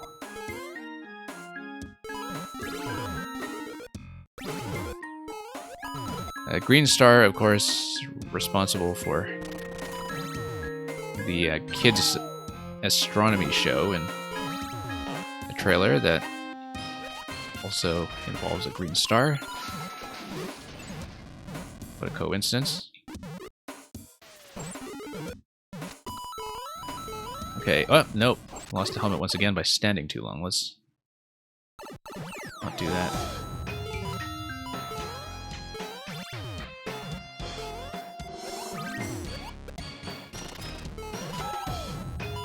I also wonder, of course, if there's going to be some kind of helmet detection mechanism that involves the cake path. It doesn't really look like a composer-style thing to do, and I'm not sure how that would work anyway. As opposed to something like a progressive power-up check. The Shelmet's not exactly going to manipulate state the same way. I do think it's probably something to do with the P-switch. Whoops. And yeah, Greenstar, I remember doing the shot put level in your Olympic Games world.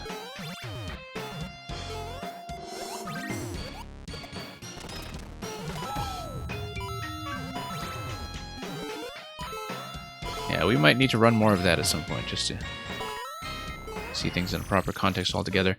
I wonder if there is a way... Ah, there is a way I can keep the bone shell. And that's how I would be able to get up to checkpoints. Maybe.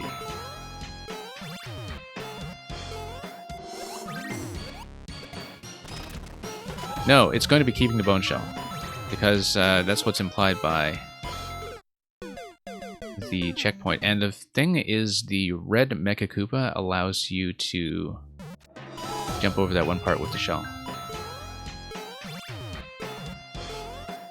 Because I was wondering on the X segment, okay, how do you actually get up to checkpoint? And the only way would be to keep the bone shell, so I was looking out for ways that I could keep the bone shell over the jump. Totally doable. Koopa has to maybe shoot a little bit faster, though, if that can be done. I don't know if it is doable then. Maybe it was possible to jump safely with that immediately.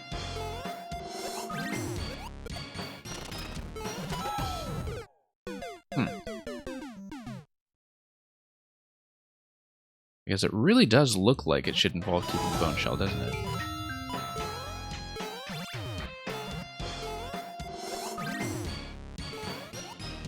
That doesn't quite answer the question of the...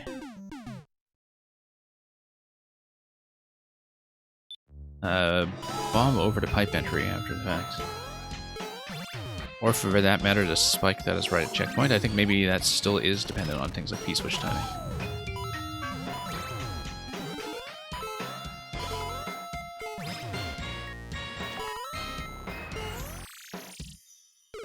Yeah, the projectile comes up too late to do that, perhaps. Nolan DePog, welcome. Hope you've been doing well.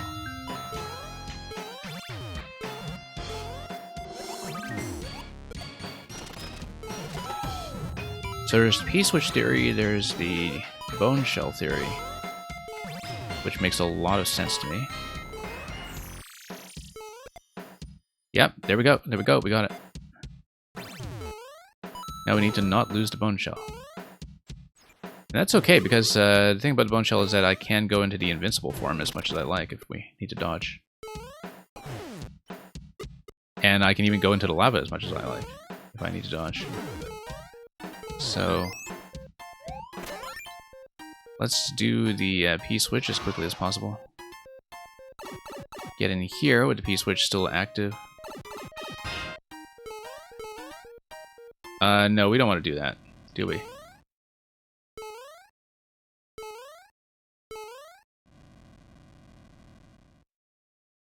I want to hit a checkpoint, but then if I don't have a shellmet, I can't hit the bomb. I have to hit the bomb with the shellmet. That's how you bump it. So we needed to start over anyway, because you need to come here fully armed with shellmet and bone shell. That's how you do it.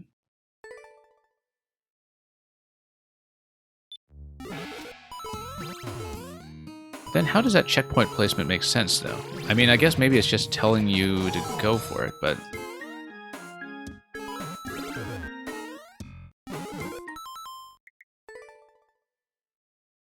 Yeah, because I'm thinking about that checkpoint and thinking that, well, if you take the checkpoint and you die and you respawn at checkpoint,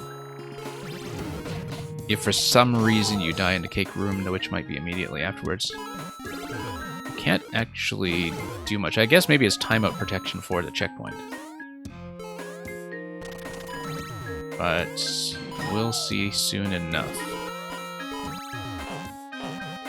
So we're not going to then make the same mistake of dawdling too long in a central segment here and just dying to the Podoboo. We're going to go immediately. And luckily enough, we're well practiced enough at this that hopefully we won't take too many deaths to inconsistency.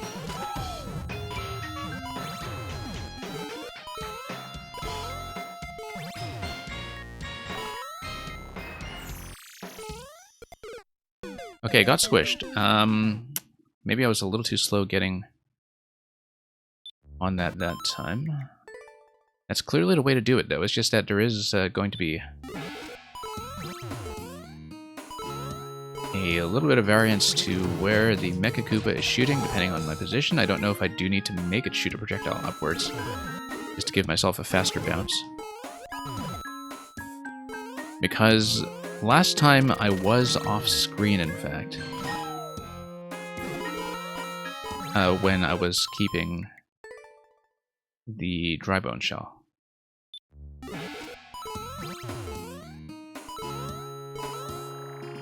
Yeah, Mang only makes puns in German, apparently. And not even on the internet, but on the Internet. Whoops.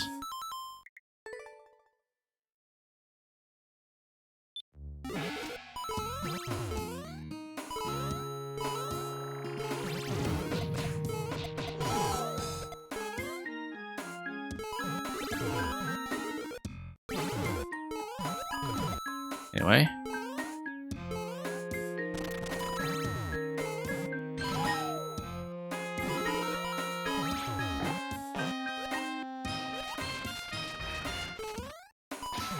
Nope. Bad trajectory over there.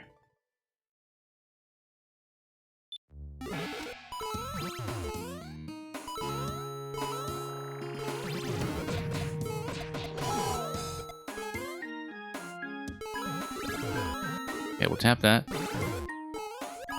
I'm here.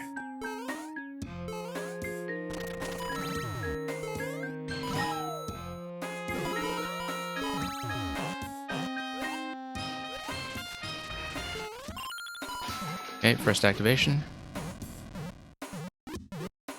Second activation. Whoops, that's a miss. Nope.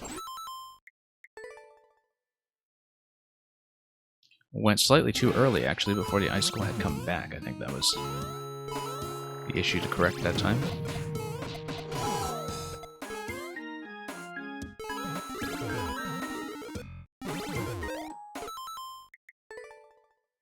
So yeah, keeping the dry bone shell is currently the main concern. Luckily, the final fight is absolutely trivial if you do in fact keep the bone shell, so...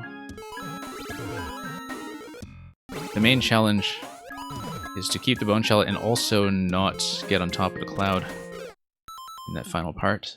That's a very important thing to keep in mind. So yeah, there are going to be a couple of different parts to this that all need to work out in the same attempt, and we're still putting together a few of those pieces separately, so... A lot of different things can go wrong.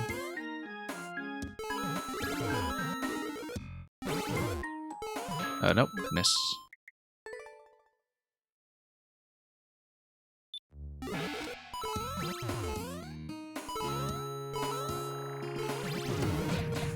Okay, here we go.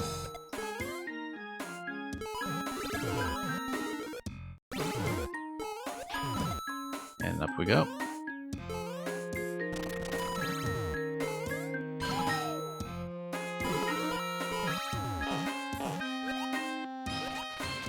Okay, that's all reasonably satisfying. Let's totally miss the first icicle, apparently. We'll wait for the burner.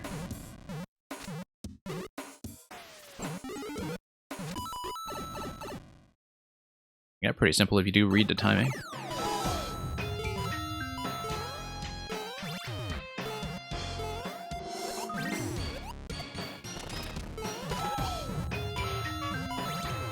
Okay. Nope. I was trying to jump as soon as possible because the sooner you get over to the Magic Koopa, not Magic Koopa, the Mecha Koopa, the missile firing Blasta Mecha Koopa on the right. The sooner you get there, the easier you can get the bone shell with you, and so just cutting a few too many corners there, trying to make that happen. Clearly a lot of room for improvement.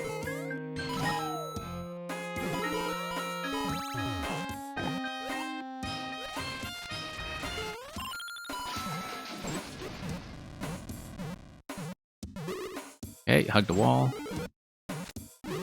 Get out before you get nuked by fire.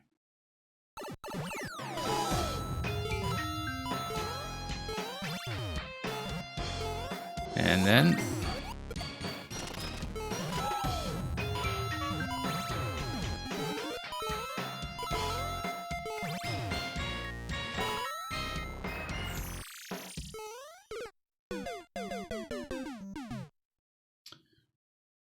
not really clear on that, because the Koopa is just turning back and forth the whole time. I wonder if I just need to get right up to it sooner so it is within range. I'm just going to try this with the dry shell. I don't want to go back to the start until I understand what it was I did correctly about the bone shell here, so I can actually recreate that. Because the one time I did make it over with the bone shell, it felt like a bit of a fluke.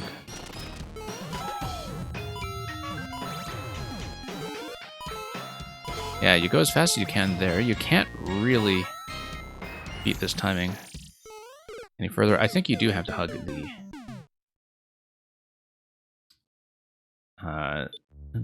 last Mega Koopa. Yeah, Green Star, I'm pretty sure Mang is just messing with you. Mang's name here is, after all, your yogurt hose.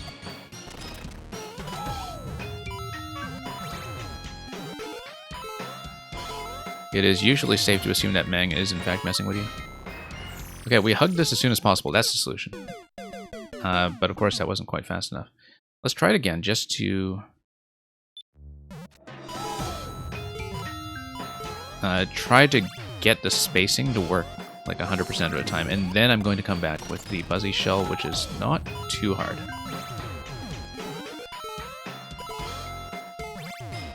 But yeah, you have to resynchronize with a shell over here every time, so...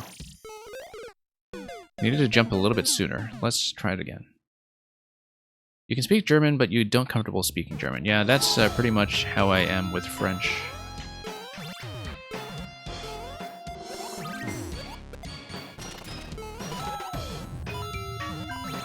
And... anyway... And yeah, you're always honest, but you are honestly messing with us. That's the thing. These two things are absolutely compatible. And yeah, RVamp, hope everything's been fine with you. You've joined us fairly early into this set, because the Secrets Hunt has taken me a little bit of time today. Still getting squished. Still getting squished. Not getting there quickly enough, it seems.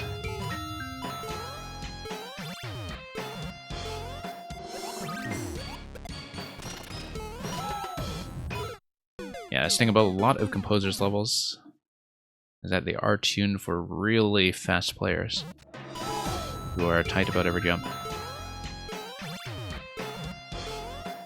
That's not my skill set at all in this game.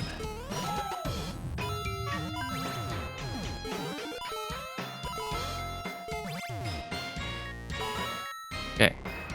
Get here as fast as possible. No, the Koopa is still wiggling back and forth the whole time. I don't know if that's is RNG or whatever. Nolan and Pug, we've already completed a level over here. It's more that I know exactly what I need to do for the secret, and I have done it. I've done every part of it except, of course, for the final jump. But I don't really understand how to trigger this reliably.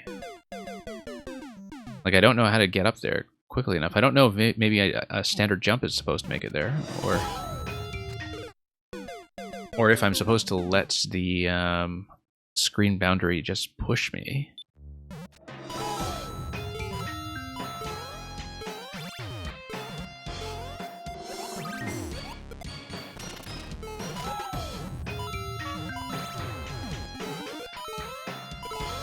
Yeah, it doesn't matter how fast we go here, we still wind up with the same shell timing.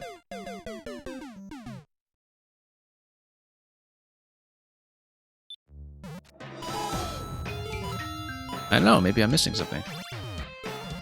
Something that I can actually have some power over and interact with.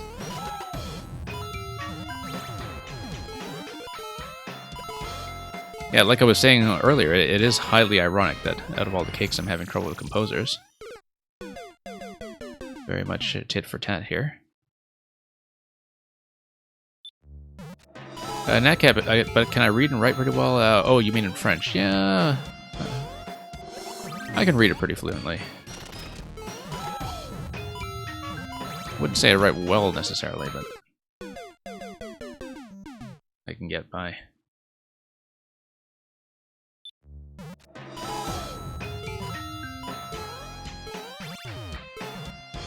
Anyway.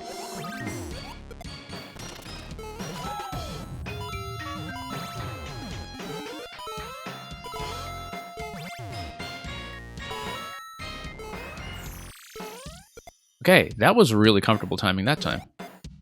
Although, of course, the bounce got me into trouble with the spikes. Okay, let's try to do it that way then. So that time I actually remained on screen the whole time and just activated the Koopa really early. I don't know what I'm supposed to do to activate the Koopa. I think maybe it is something to do with getting right in front of its face.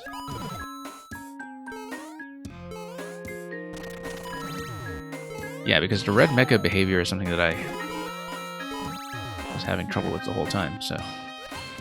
Luckily, first segment here is pretty reliably doable at this point.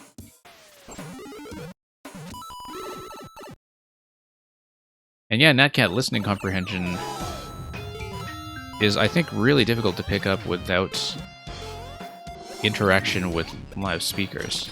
Like, you need conversation to really do it.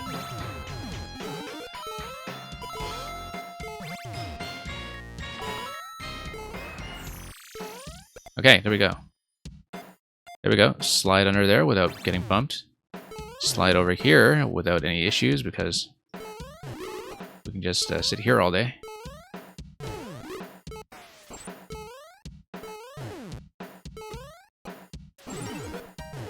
Okay. Nice. It even has that little deflection at the end. If you leave the central coin column in place. Okay, here is the moment of truth. Can we not accidentally hit the cloud? Whoa. Can I just get on top of this? Yes, you must actually, because of the spike down there, I think. I wonder how required the spike really is. Anyway. Well, here's a 6. Notice the on-off that is down here. I can't actually get down there myself, I don't think, but you can go under the pipe. You can also go around, maybe. Hang on. Yeah, there we are. Oh. Good thing we still had the bone shell, otherwise we would have, in fact, died in the cake room. Now, what sound effect lies here? Nothing. Okay. Oh, I see. No, the donut block is for getting out of the left side pipe.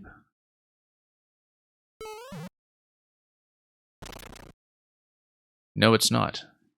Actually. W. So, no, it's getting out of this pipe, not the lower pipe. Let's not take a hit either.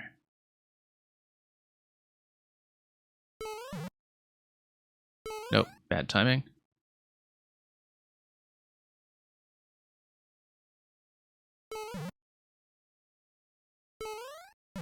Hang on. Yeah, good thing we did keep the bone shell. Let's not time out the remaining 100 seconds. Nope, too soon. Oh, let's grab this, why not?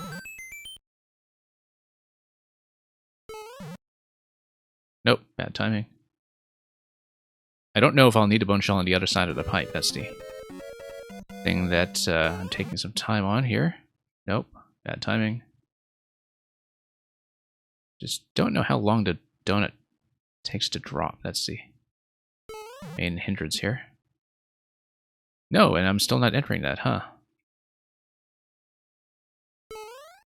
Okay. You think the shellmet is needed for the secret just to touch the checkpoint and die via bomb?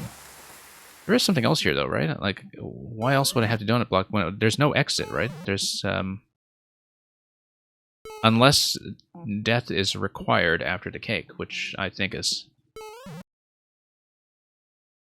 Oh, you think keeping the bone shell is delicious cheese? Oh, because it's supposed to peel the helmet then, and you're supposed to die to the cake, maybe?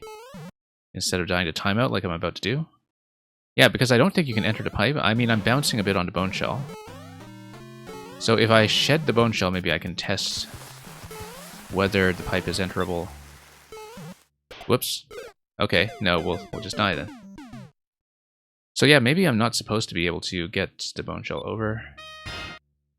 Oh, interesting that you can still touch this thing. Yeah, I guess maybe there is no exits from the cake that would drop you through then, because I'm looking at the 3 pipes here. But no, there's a red pipe that's directly under the goal, though. I feel like the red pipe directly under the goal is something that spits you out.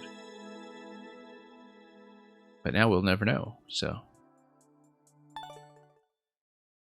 Because if you could, in fact, enter one of the pipes in the cake room...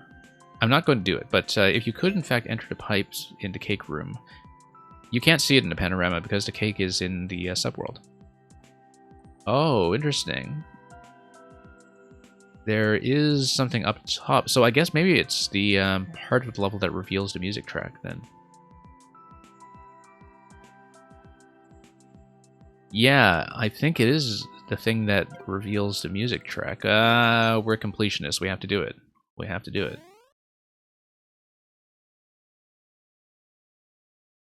Donut is probably just a safe drop down at a cake. No, but then you don't have access to an exit in that room. It has to be a red pipe somewhere there. Whoops. I couldn't enter because of the bone shell. Yeah, because it was bouncing me. And I tried to enter without the bone shell, but that's when I fell and died. Like, Mang, the reason I dismounted the bone shell was because the bounce was preventing me from getting in.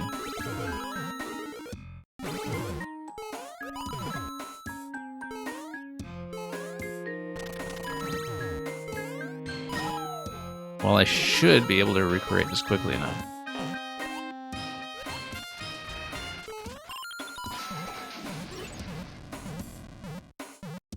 I mean, we got all 6 cakes in Tino's level last week. We're not missing something silly like this.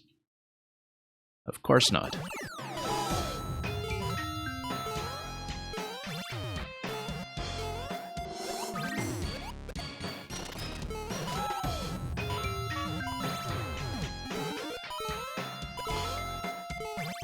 Yeah. No. Don't know how to trigger it reliably. There is a particular method, I just don't know what it is. Despite having done it twice. Something to do with the mecha activation range when it is facing left, perhaps, but... Like, if the mecha is kind of facing left and right, I need to activate it as soon as I can while it's facing left, right? And then... just get it to fire as soon as it can.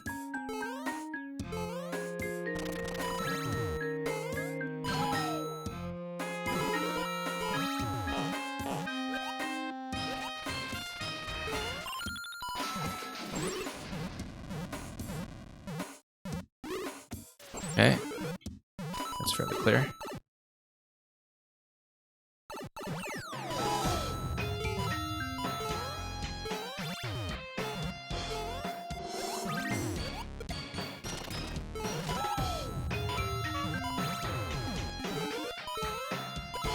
And yeah, just try to do this as soon as possible. Oh, come on.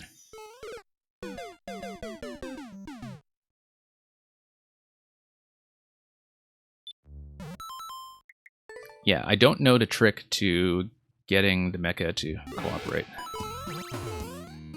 Seems like there is some kind of trick. But I still don't understand what it was I did correctly. Those times when I managed to get the bone shell over while I was completely on screen.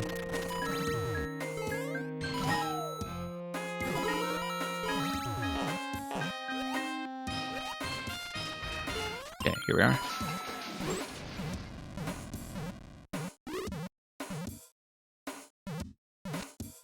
Nope.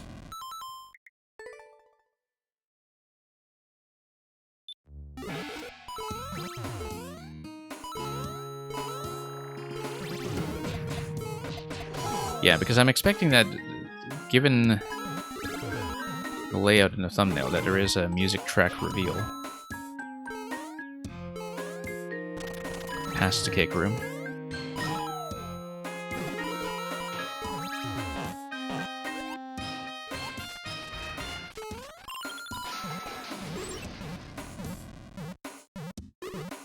Okay, let's hug that.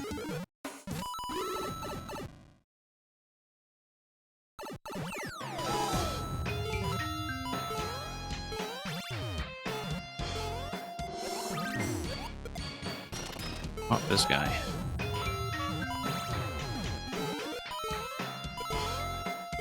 Now roll the dice in this thing. There we go. Yeah, just have to let up and let the screen scroll push me at the very end there. Because otherwise it does get into some problems.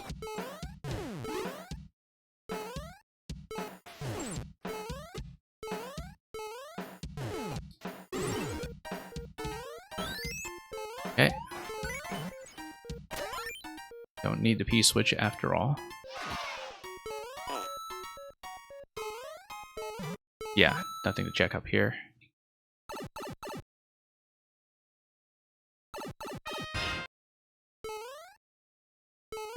Okay.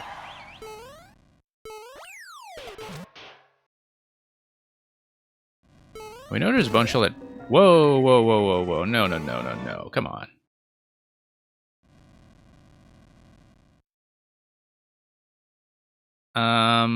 That's okay. You can still lose the shell and continue.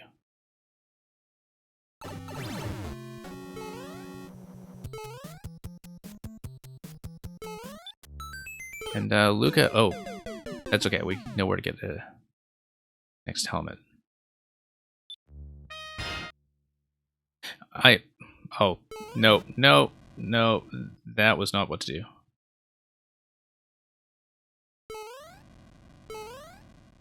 Hang on. Look at this precision play over here.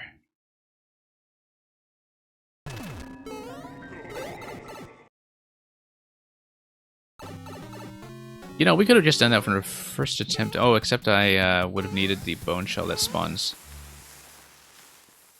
And yeah, the 50 coins, if you hit the note block that spawns the... Oh no, Podoboo just spawns from a claw or from... looks like a track drop from up top. There we go. At long last. And then this is the music hall. Wendy's everywhere.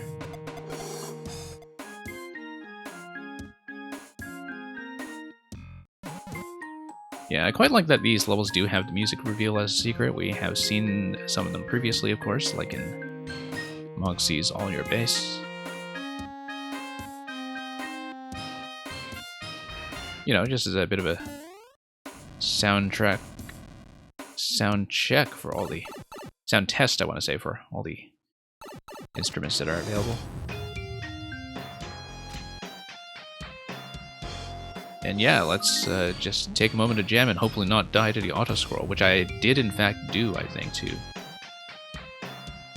the music reveal in the Mogsy's level, which I just mentioned. And there we go. Now we've done it properly. Okay, we will hopefully not take 1 hour per level this whole stream. Because that, if it turns out to be the case, we definitely will have to split the stream somehow. But yeah, let's take a look at the comments. It's going to be Paxman next and then Meng, and then after Meng's level, when we're at the halfway point, I should probably have a good indication of how we're doing for time.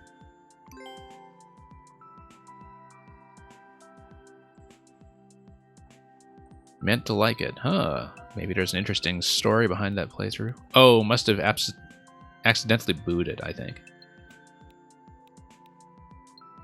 Victory.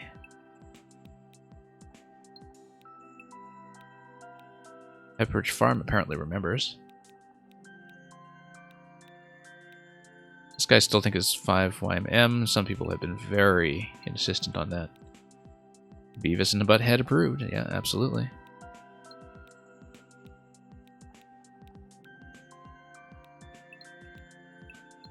I like how you use Windy as the boss fight, because overall, this is Wendy's.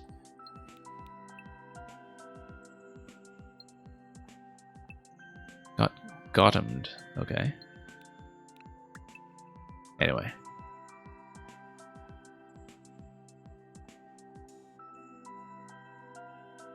So yeah, Meg, now that I think about it, I do see what you're saying about keeping the bone shell not actually doing anything required for you, because if you are able to do a bit of a precision jump under the axe, as I did on that final successful attempt to get up above the invisible block to get to the checkpoint, then you never need the bone shell there at all. You only need Shelmet. And so yeah, I totally did cheese the boss fight, but I guess we ordered a cheeseburger at Wendy's. Next level up is going to be Infiltration Station. My Paxman, don't get caught sneaking or the security systems will awaken. So I must say, with all respect to all of the makers, of course, I think this is literally my most anticipated level of all of this year's Combo YMM. Because it is the only one that involves the best and most underrated item in the game. I don't know much about this level. I do know that it involves that item.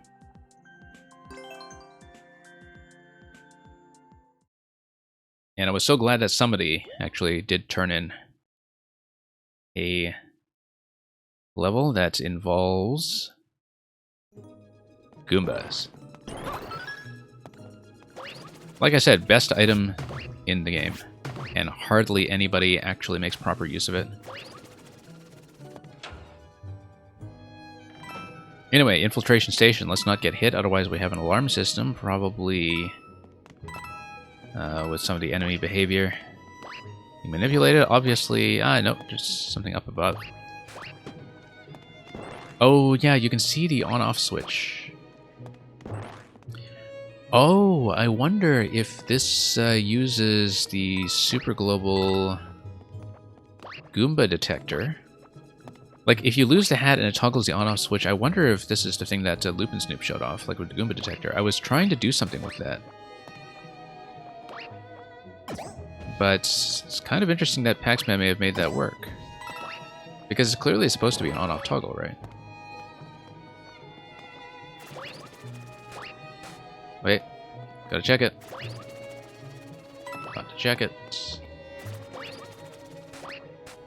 Hang on. Wonder if we can get up high enough. Maybe not. Maybe not. Hang on. There we go. I knew it. And yeah, so if you activate the alarm, another Goomba falls down. But then that Goomba would allow you to jump across some of these obstacles, I guess. It depends, because the Skip Squeaks would die if the on-off activates immediately. We're just speculating here, of course. But depending on their spawning location, if they spawn early enough, maybe that's not an issue. Let's do this. We should have long jumped this to begin with. Hop Chop's going to hop and chop. Don't know what's under the... Don't know what spawns from the blaster if you do activate the alarm, but we'll check this. Nothing up here.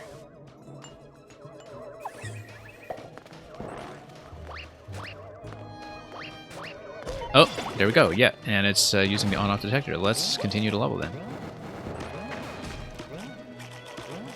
Now, what gives you the key then? Oh, it's a survival segment. But it's a survival segment that only activates if the on-off switch is toggled because of the fact that the blaster otherwise doesn't fire.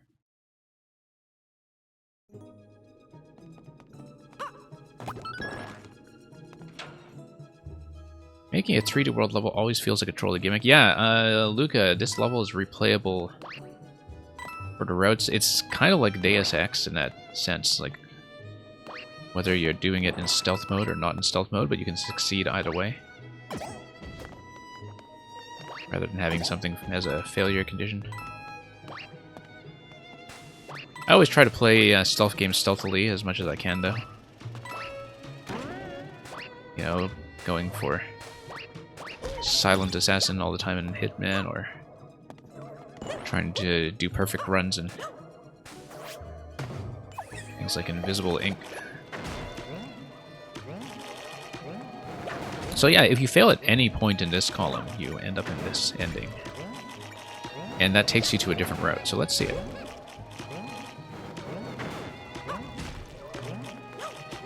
And it's kind of a one-time use, and because you take the warp block,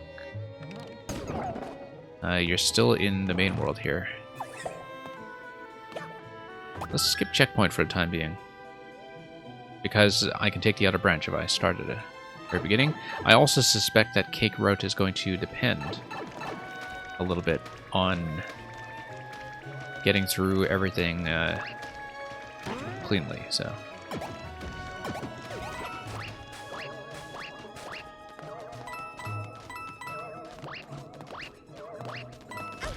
no, there we go. Well, so much for getting through things cleanly. We can, of course, dodge the fireballs this way, which is always fun. Always a good use of clear pipes.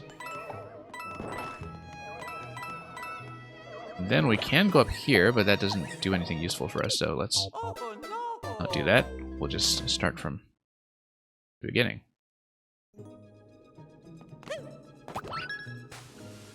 Showing the timer was your idea before that it was hidden. Oh, I see. With the timer for the survival in the end segment here. Is that what you mean? In terms of showing the bricks? Yeah, no, I think it's very important, actually, because it shows you right away that it is going to be time survival. There's absolutely no guessing. You just know immediately what's going on, and you also know immediately that that's only possible in the non-stealth route.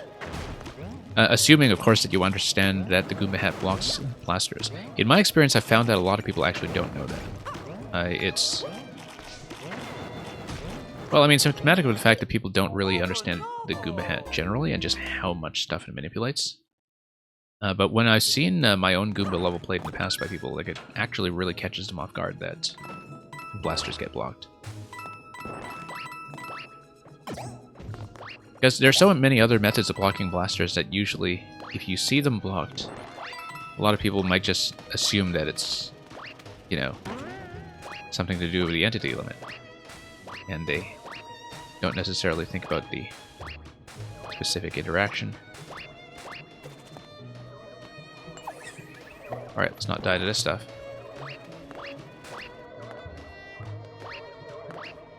Nope. Nope. Almost there. You do need to do the high jumps there. I don't think there's a better way to do it than with the high jumps. Looking at the spacing there, so... That's okay, we'll see more of the level.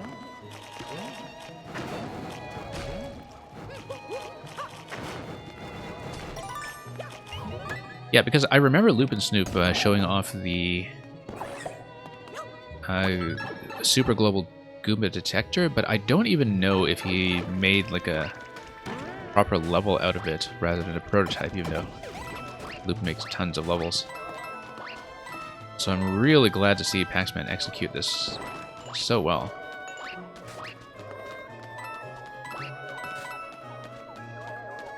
And yeah, everything here is fine. We're just going to continue taking the stealth route. Scouting ahead a little bit, camera-wise. And just being a little cautious. So yeah, you're going to be navigating at Space Hideaway. This is a must-hit checkpoint. Goombas all fall down there. I guess we can check the pipe to the left is probably the actual main route, but we'll check this. We'll check this. 50 coins and a warp block. Interesting.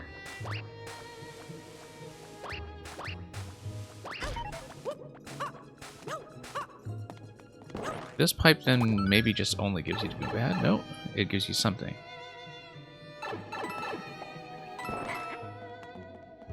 Okay, so I should have gone back to check the lower location. In fact, let's go back to do it.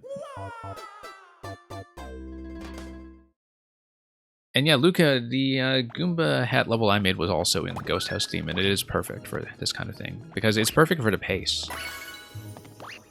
I mean, it's a great music track to begin with, but it's really kind of ideal for this pace of level. Did we go backwards? No, we went to see Meowser, so this is going to be a bit of a Frogger dodging challenge, because Meowser has a consistent pattern. Of course we're going to check this. 30 coin. Oh, something up above, too. Hang on.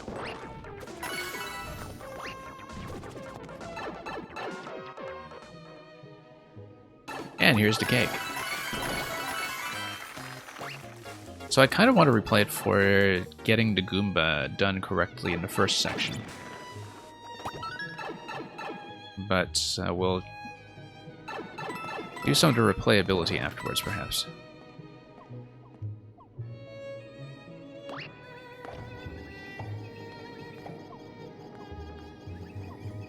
Podoboos also have a pretty interesting behavior relative to the Goomba hat. You can't really quite see it with these ones because they're just going in and out of the pipes. But the thing about Podoboos and the Goomba hat is that when they go below the ground, they stay down, which is something pretty unique. So we hit everything if we can. There we go. Spike Ball is going to be something we need to dodge.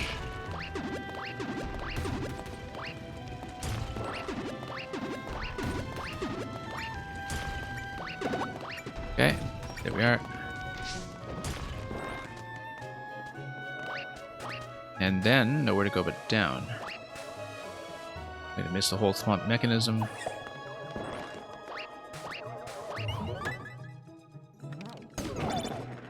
And here's the flag.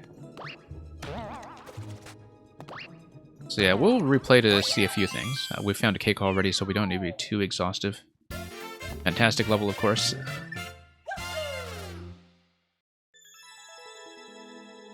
Yeah, really great. I haven't seen a good Goomba level in forever and ever. And the thing is, I'm always waiting for something like that because I just love the item and I think it's deeply underexplored. And so yeah, just a really great demonstration of what the detector can do.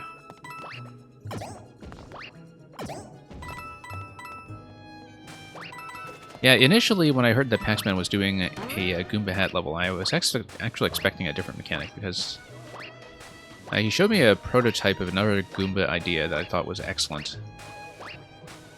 Probably about a year ago, and it never came out, and apparently he is saving another Goomba idea for something else. Because he does have another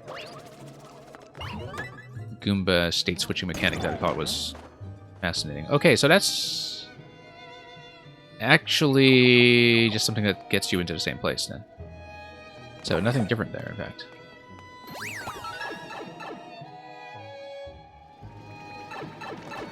Well, we can see some of the alternatives anyway. I mean, yeah, we've seen some of this before. It's dodging the booze. I kind of want to try the final segment. Ah, we can do this too, of course. Or not. But yeah, thank you for all the GGs earlier. I'm glad I've at least seen everything at this point using the stealth route. And of course the exits all point to pretty much the same place apart from the cake exit, which Just goes to show you that... Whoops, there we go.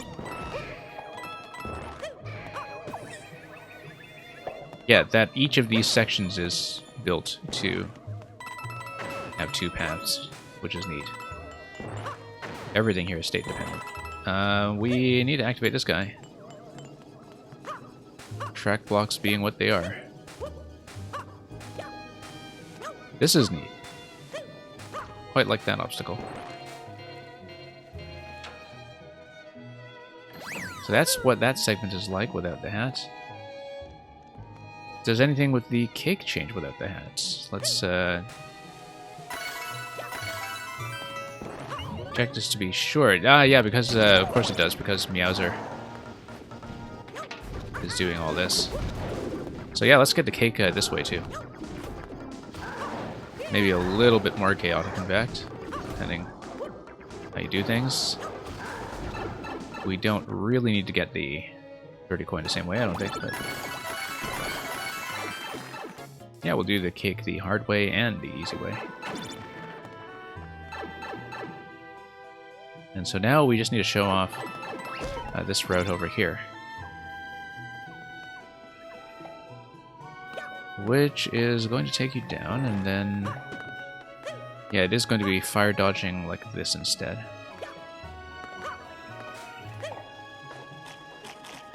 Ah, okay. Because now you need to dodge fire since the piranhas actually do detect you.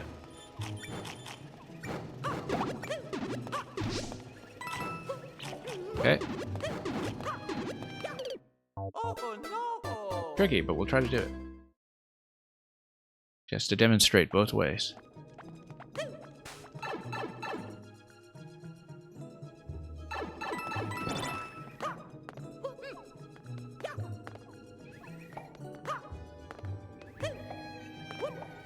Up we go.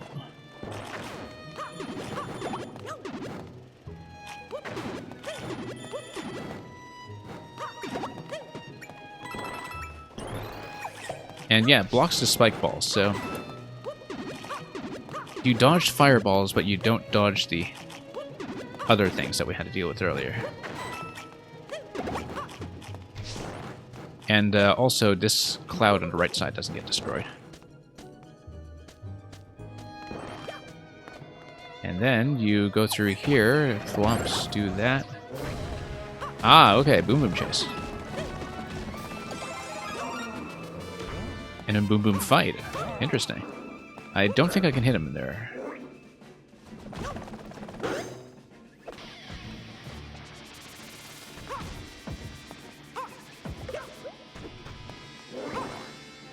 Okay, there we go. Really glad I came by to see this one then. This segment, rather. Because I didn't expect anything that substantial for the ending of that part. It looks like you can... okay, no, you can't. Yeah, that would have been a bit of quality control for sure. So, no surprises that that was caught. And here we are.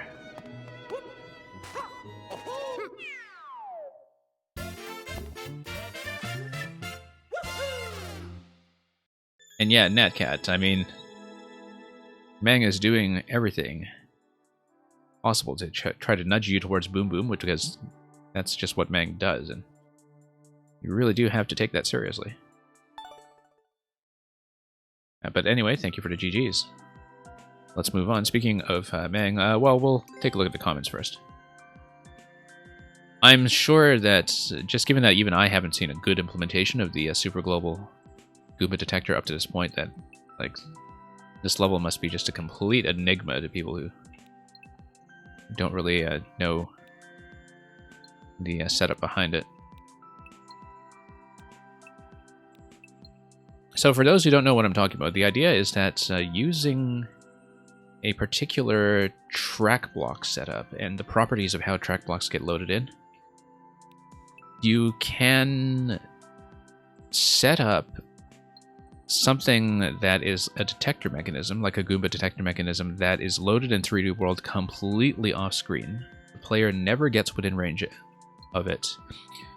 And it still works universally across the whole level. So you could just tuck it out of the way on its own little screen and it does the job for you. And it's one of those things that, like I believe Lupin the Snoop was the one who actually discovered it, or maybe it was by one of the other tech researchers, but he was certainly the only one to have covered it, I think.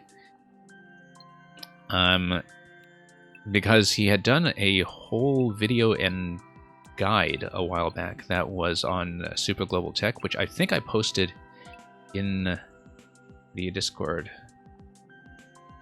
You don't believe he used a track block? Oh, you think you can see the setup in panorama mode? Yeah, we'll take a look at that.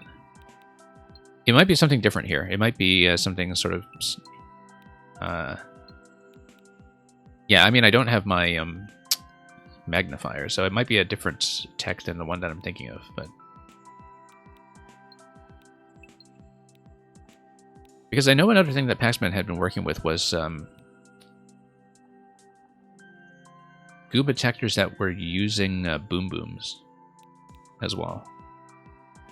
Like, I know that Paxman had set up a Goomba boom boom detector a little while ago, and I don't know if that would be the thing here. If you just load it off screen globally at the point at which you spawn in, yeah, you definitely have plenty of boom booms to work with. Like, within the 5 limit, you could still do it. I'm just scrolling through all this. I don't think we really saw much spectacular art apart from this guy. Where the cake at. There are 2 pages on this one, of course. Let's... Wait, it changes positions when you comment. It's at the back. That's because you commented once as the Goomba and once as not the Goomba. Let's go on. I doubt that was a soft lock, this guy. I doubt that was a dev block either.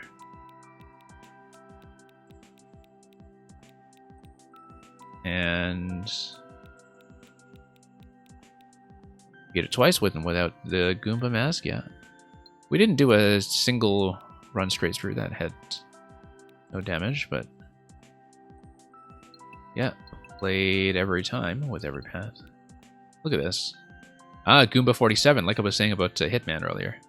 Oh, this is by Glitch, yeah, because Glitch had actually made a Goomba hat level at some point that was like named something like Goomba 47 with the barcode at the back. So, no surprise to see that comment.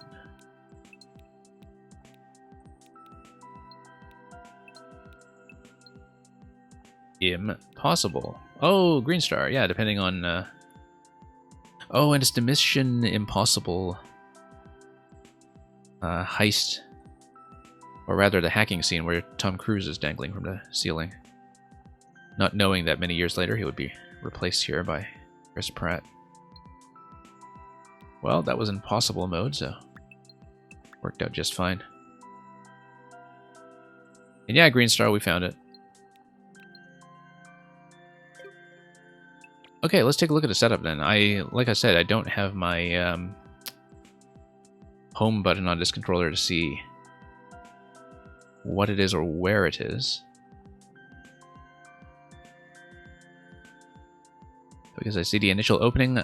I do see in the top corner there is something. We'll have to look at this in more detail later because I think maybe this is the Boom Boom setup, because we know with how spinning Boom Boom can hit things in 3D World style. But anyway, it's a detector mechanism that still works. I don't know what that's loaded on, but oh, it's loaded on the clouds actually. I think you can kind of see in the top left corner, but one screen over from the top left, that I think it's loaded on clouds. That stays global throughout the zone. And then you would need to load another one in as you load your way back. It doesn't really affect anything in the cake room, so there's nothing there.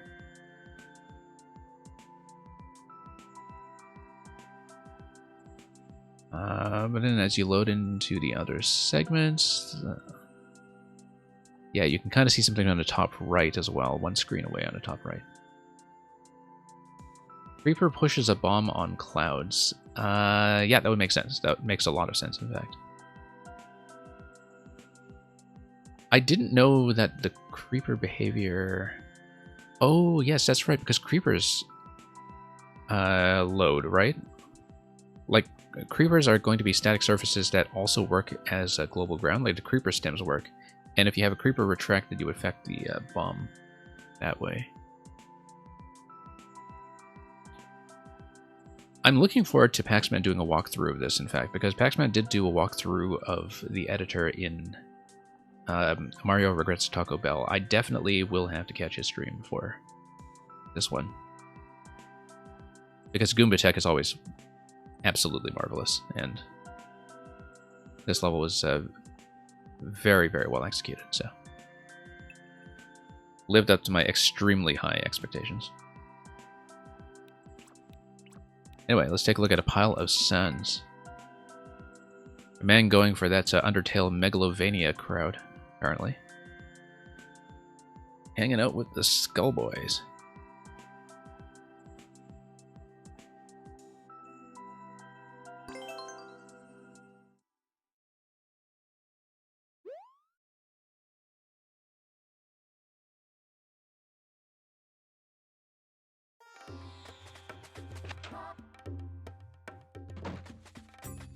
Okay, oh, okay, this is sort of like using a wave mechanic, except it's with a column that more or less stays like a column, so we just need to ride the column.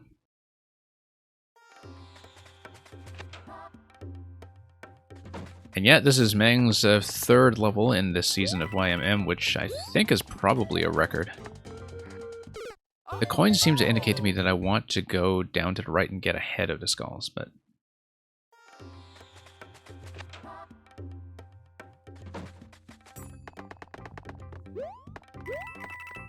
I'm still kind of astonished to this day that Undertale is as big a hit with the kids as it is.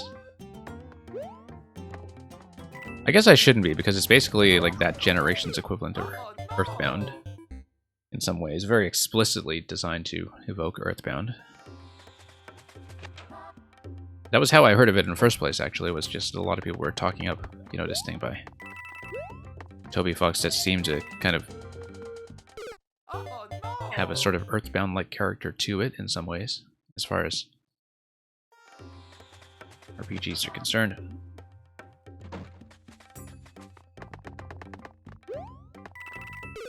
But yeah, I didn't realize that for a particular generation it really would just be this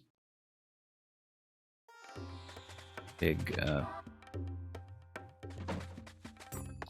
cultural phenomenon. I still haven't played a Deltarune, in fact. It's one of those things where, like, maybe it'll make sense to just wait until the whole thing is finished.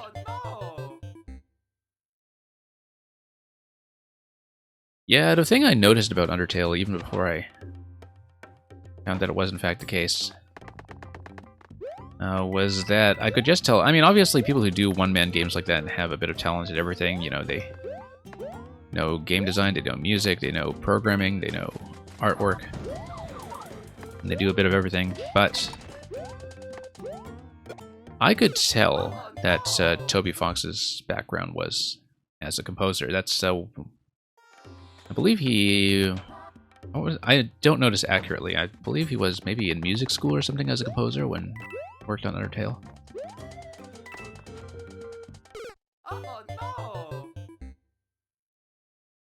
But, you know, to the extent that people come in with a big skill set when they do games that are either solo projects or very close to being solo projects, then I could tell that his core skill set was definitely into music. And it's not necessarily a soundtrack I know that well. I mean, I haven't really thought much about it since playing the game originally many years ago. But no, I never really played it thoroughly for things like the pacifist route and all that. Need to not lose so much time there.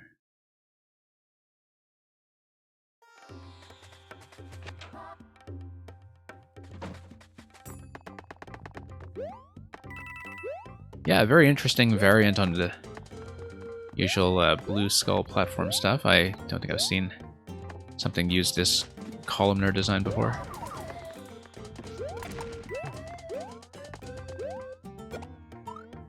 No, we need to get ahead of it. Oh, we just pushed the slope, in fact.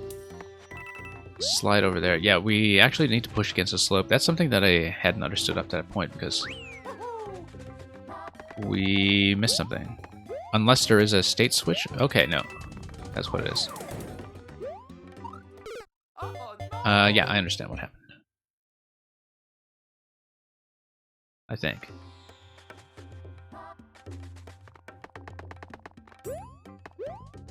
Yeah, no, this is just a part that was built over the introductory section. Yeah, so there are some locations where we'll need to figure out how to drop and make good decisions on the fly in terms of whether we're going to be heading left or right.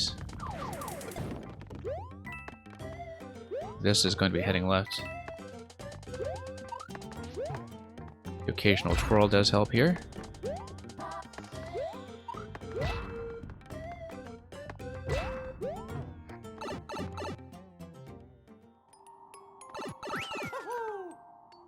Haven't really had a chance to look out for a cake just yet. Okay, fighting against Desert Wind, we've done that a lot in a couple of different Mang levels lately.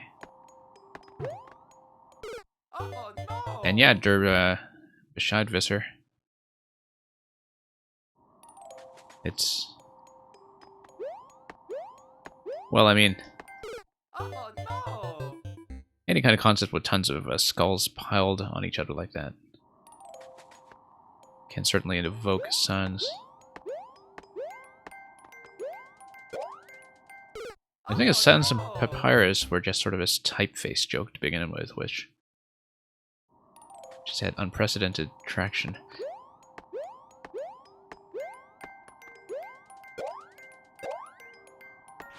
I'm not even clear on why, like, this character in particular is so popular.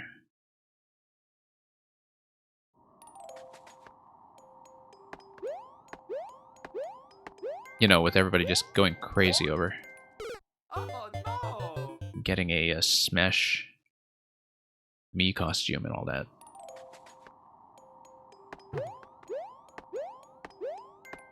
But I think Undertale is one of those things where, you know, I don't particularly understand the fan base, and maybe that's for the best, who knows? I'm a little behind pace. I'm way behind pace. Too many bounces on the balls.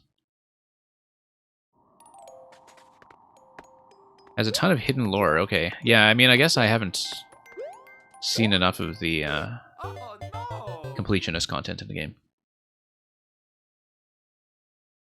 And Electrodude, yeah, you're going to lurk. Electrodude, hopefully we can get to your level. I did say before that currently I don't know if I can guarantee total completion this time in one session, but we'll try our best.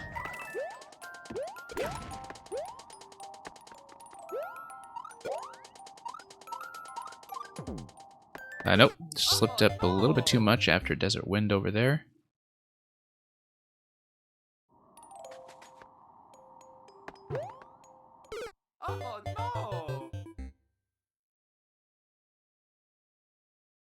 Yeah, man, I can't say I was really even paying attention to the 10 coin. I mean, I usually would, but lots of moving parts to this thing, of course.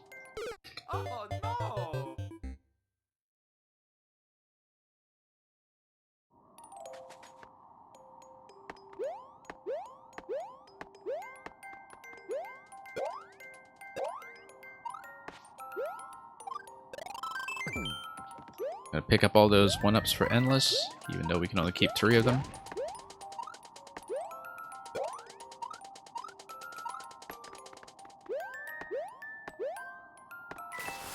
Door up there.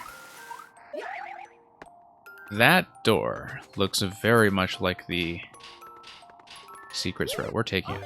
We're taking it.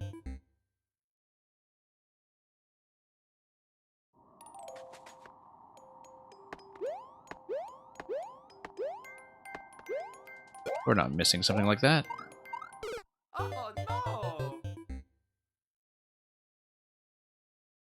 Just took me a while to read everything there, so...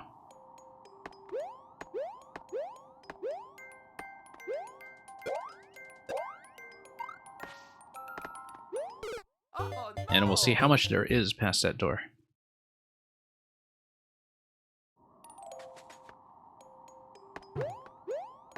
As I was saying, Mang's previous level, stepping on Sonic, has what I think is the hardest cake in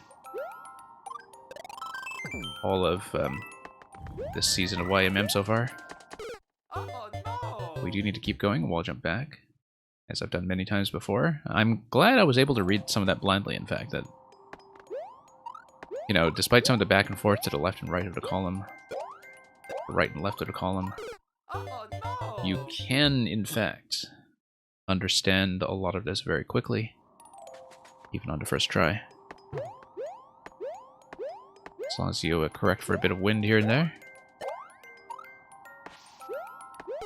Oh no! Yeah, not quite good position there. I mean, doing the top stack is probably best. Terrible, just awful. Hello, I hope your day has been unlike your name.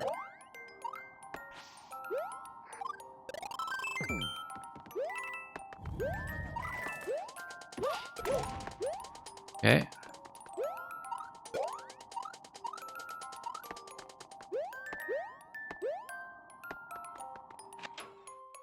Look at that hard block that was above that area too.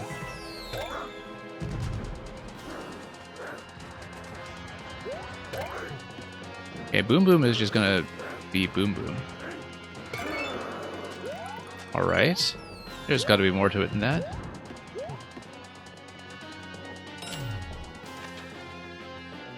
Derbyshire Visser, it's a Mang level, of course it's Boom Boom.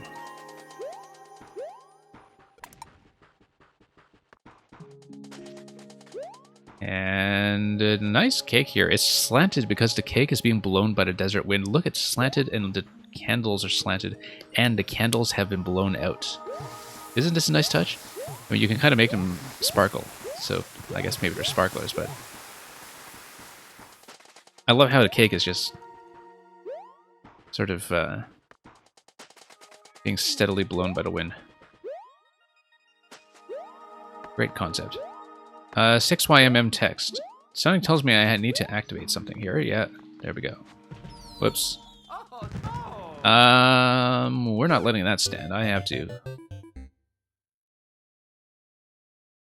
do that accurately. Thank you for the follow. Boom Boom is there to trigger PTSD from your last level. Yeah. I think for some streamers it's going to work. Like, I don't know if Oh no! you've gotten the intended reaction out of people who really struggle on it. I heard that on Stepping on Sonic that DGR had quite an adventure. I mean, I definitely had quite the adventure.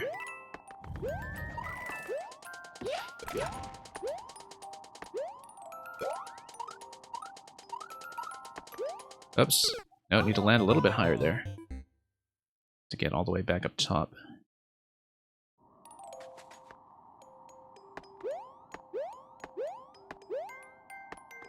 And yeah, we have to deal with both Desert Wind and Skull Momentum Oh no! in the 6YMM text segment.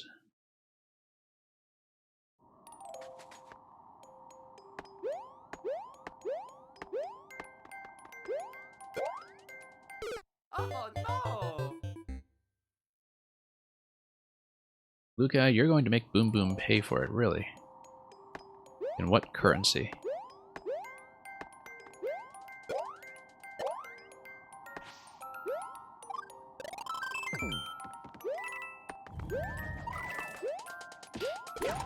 Okay. That's a very satisfying segment. Oh no!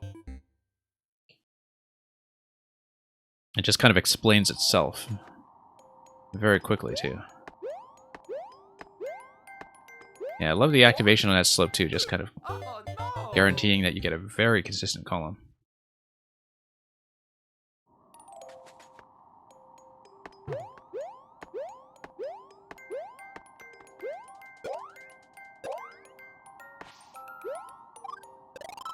And look at how many entities you have to work with something like the mole stack. That's very healthy and generous budget here. Whoops, too high. Oh no!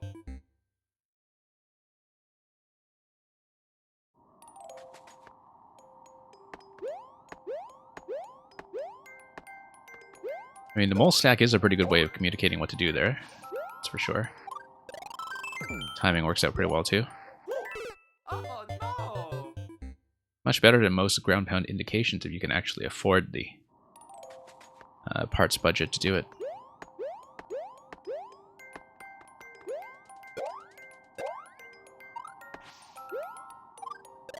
I mean, I guess you do have the down arrows going into there as well. For the kind of people who need to read arrows and don't understand course elements when they explain themselves.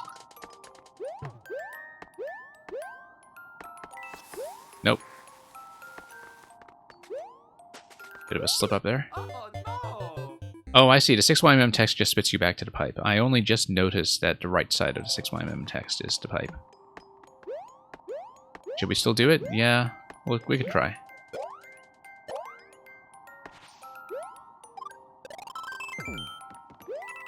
Yeah. So we haven't actually missed anything visually.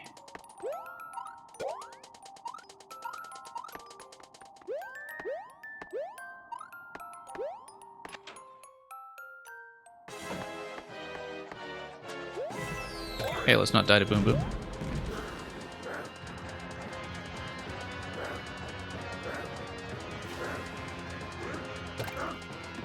Okay, Boom Boom's gonna spin around now, and there we go.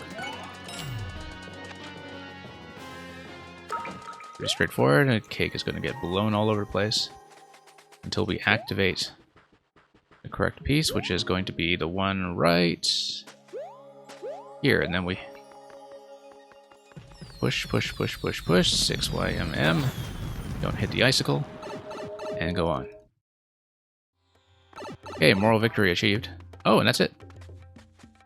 Oh, and I missed a 10 coin. Okay, I see.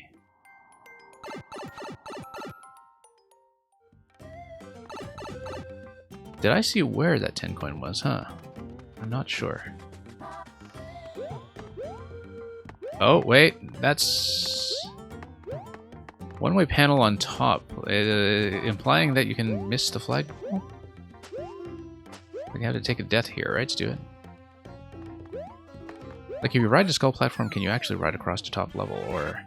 Oh, no, I think that's just the exit. You have to hit the goal pole, but then if you are on top of the bridge, then you're dumped elsewhere. Might also be a completely different secret in the level. Yeah, let's take a look.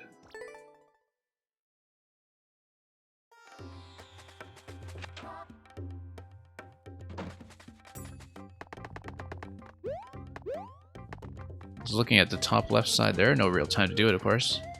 Oh no! There is more to find.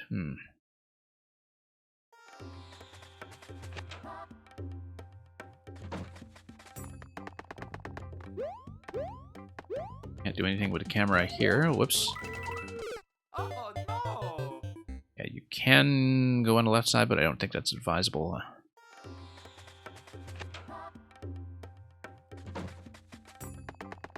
Well, Green Star is a tough job, but somebody's got to do it. I like being thorough. Oh no! Kind of a poor drop down there.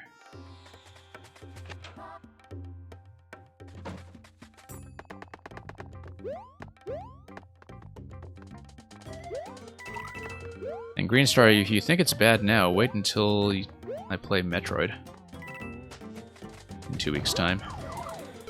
Oh no! Let's just say I'm not a speedrunner.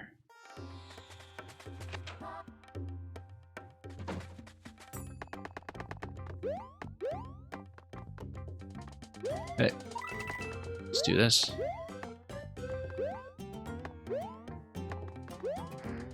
I'm actually really glad that we do have makers who show up in this stream to tell me that I am missing secrets.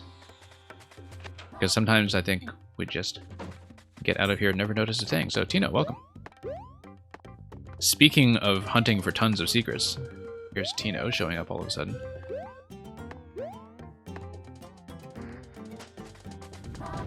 Yeah, but after finding all 6 of Tino's cakes last week, I feel like we have to do at least as well.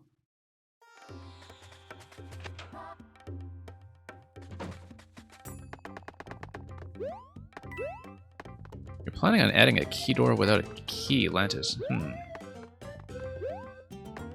Just going to make a lot of people search for that key. Now, that timing is a bit off.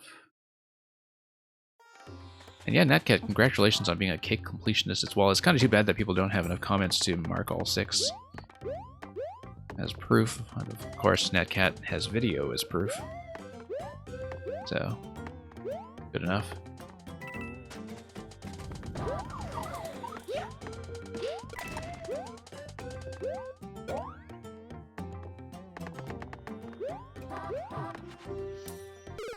Yeah, you are supposed to slide there. You're probably not supposed to face left.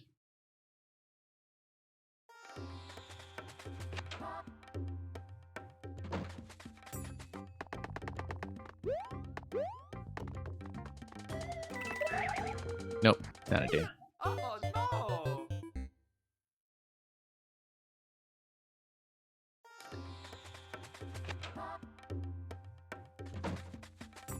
Yeah, Natcat, it would be interesting to hear about what you found to be the most challenging ones. I have a pretty clear answer to that when I think about Tino's level, in terms of Oh no! what I found to be the cakes that were hardest to reach.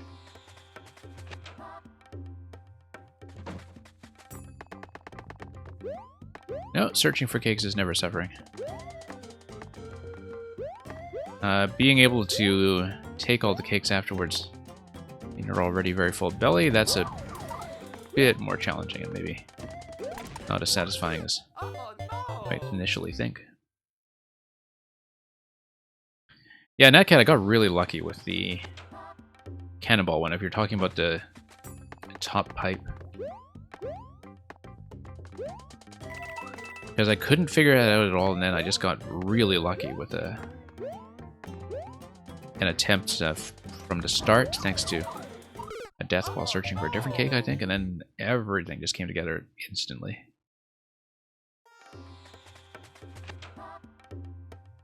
But yeah, as soon as I played it from the beginning and noticed that there was that difference in the cannon firing pattern, then I just knew immediately.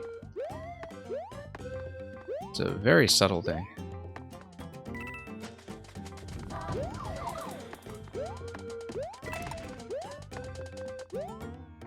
Okay.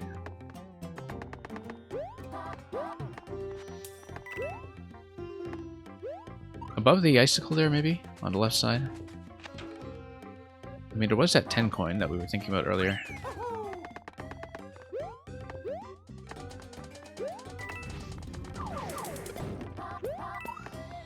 Maybe to the bottom left there as well? No.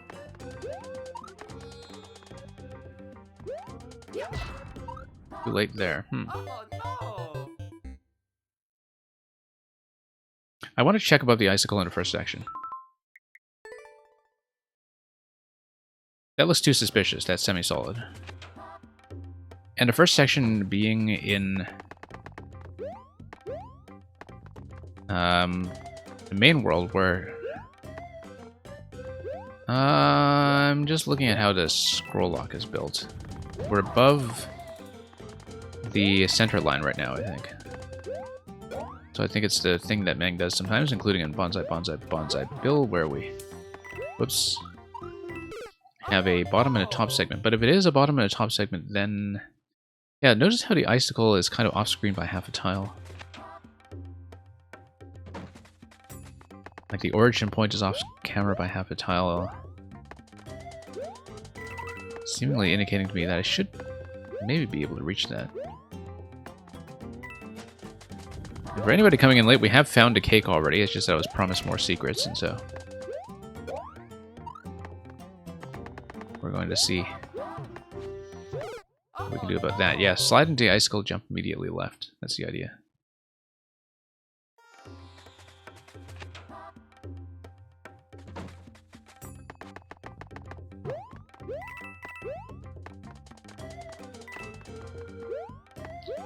Is it just me, or did I slant this whole setup a little bit differently than usual? Didn't quite stack it as cleanly, but Oh no!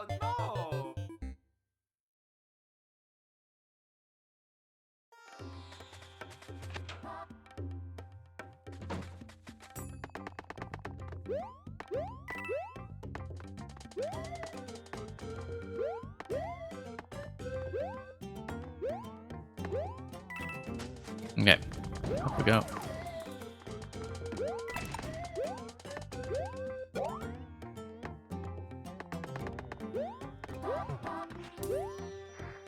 Nope, nothing.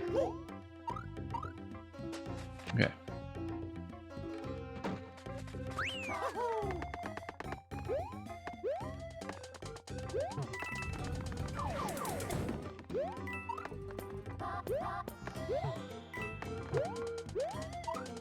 Oh no! You can kind of change shape by hopping around, yeah, because of the delay in the activation. I never saw how to get to that 10 coin, I don't think. 10 coin by the piranha.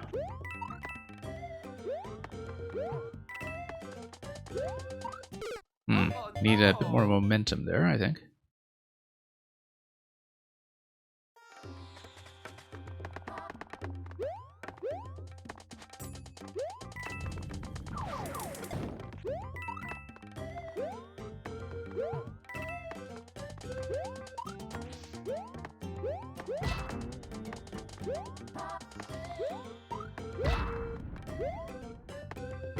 Oh, this 10 coin. Okay, no, we got that. That's easy. But then, what am I missing? Seems like we're open steps on the left there, but I have no idea how I'd be able to reach that. Oh no! Well, I mean, I got the 10 coin. I don't know there's much else to look at. Oh, you know what? We could have gone under. Oh no! If we stay on the bottom layer, I think. I feel like we can actually take the lower level if I'm reading this correctly. Oh, no, we can't. Okay. Nope, can't get close to that, in fact.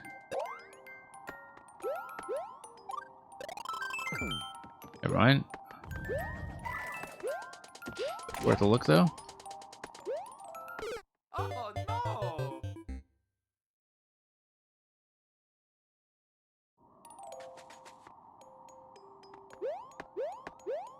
Yeah, we won't spend too long on this, though.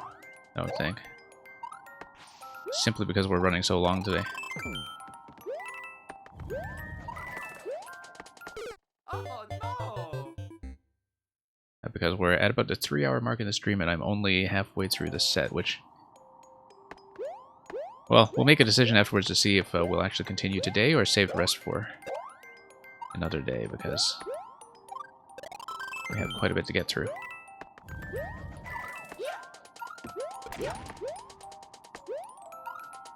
Oh no! And I'm not seeing anything new. And... Oh no! oh, let me think about this. There is no auto-scroll in this section, of course, because... but the wind does force everything over, so... I was thinking to check in bottom left, but the continuous wind makes that totally inaccessible. So it might just be that because the stacks are so tall that at some point there's maybe a stack that has both a bottom and a top path. But it's hard to tell. Oh no! Or maybe a wall jump off the mole section. No, you can never really go left in the desert wind segment here because you can't get enough meaningful momentum against the wind. So going left at any point in this section is unlikely to be the answer.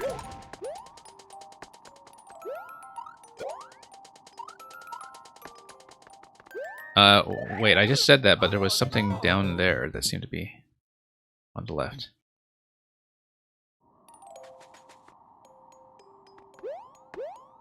Luca seems confident in having found it.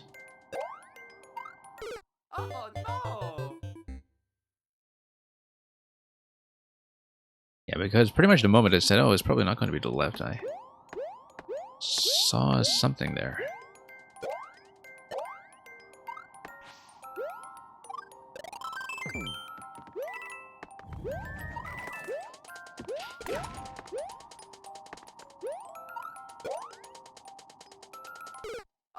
Note that corner is 6mm text.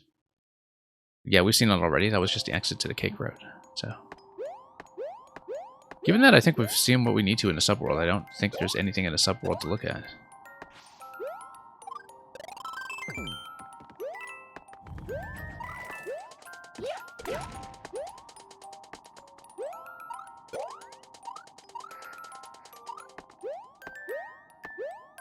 Oh, there's something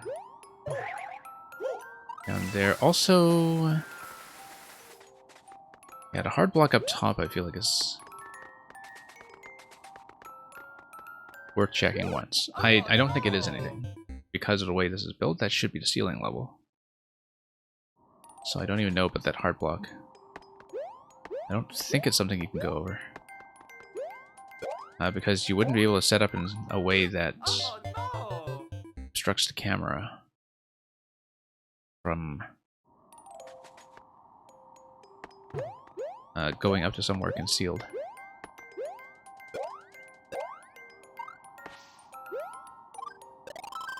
Yeah, very satisfying to run this though.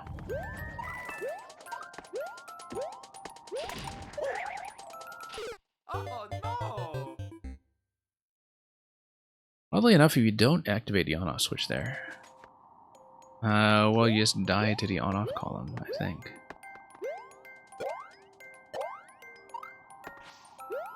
But we should look at that carefully as well.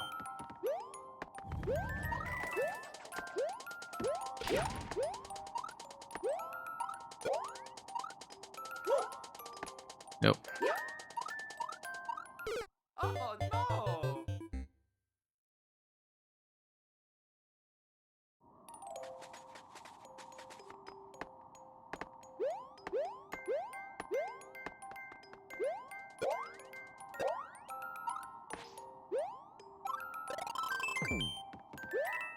Okay, let's do this.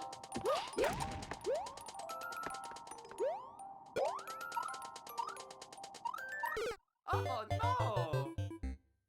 I mean, we've seen all that. The thing I want to check is over the door. On the right side. Maybe it was something at the goal screen, in fact. At this point, that's the only thing past this point that I wouldn't necessarily have thought much about. Oh no! And yeah, that's just on the bottom there, the exit from the cake route, so not going to be anything like that. Oh Hang on. no!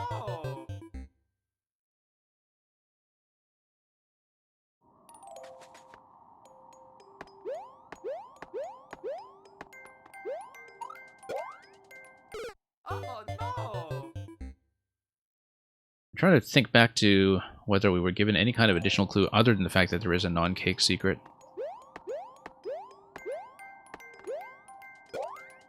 In case there was some valuable information I'm missing.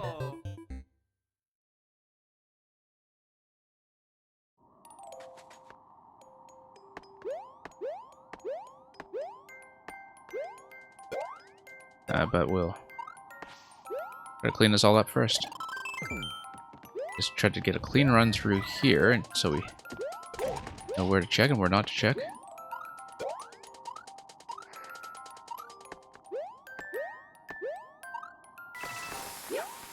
Okay, no, let's just get out. And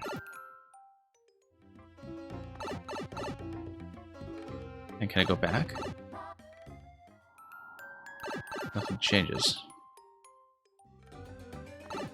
What if I take the top stack? Well, I mean, we wanted to see this bit anyway, right? That's just a pig noise, okay. Let's take a look at the screen over here. Oh, I've got to catch up on Zach Fection's stream. I didn't know that he was at that point in his YMM. We've seen the bottom segment here. We've seen the top segment.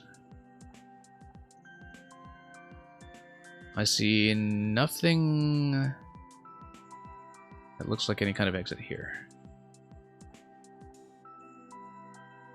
We've seen the 10 coin. We've seen the pig noise at the exit. It's a little fart there.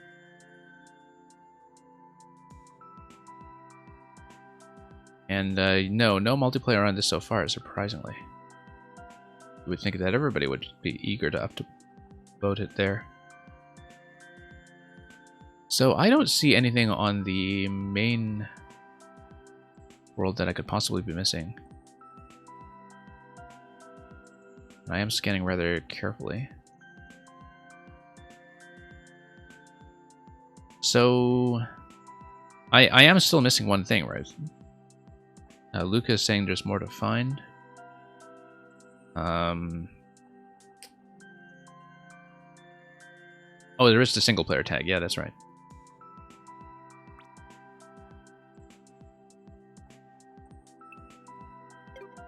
Let's read the comments first, while I think about whether I want to continue. Luca with a Mario skull. Tag has no effect. Oh, okay. Yeah, this level is working out pretty well as comment bait. Not only is this guy spamming everything, he's spamming it twice. You'd think you'd at least use your second comment for something interesting. Jacobon asks a very good question that will be answered soon enough.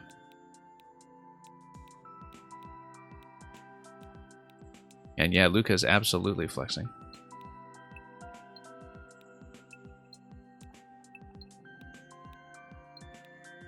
I imagine Ben S being a music level maker, just trying to sing this to the beat.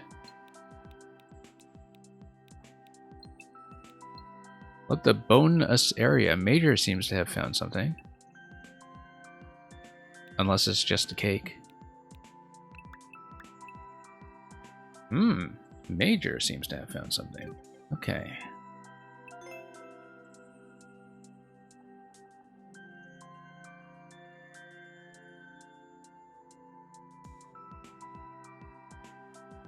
Well, I don't know that I would have even thought about looking for a second secret if I hadn't been told there might be one, so...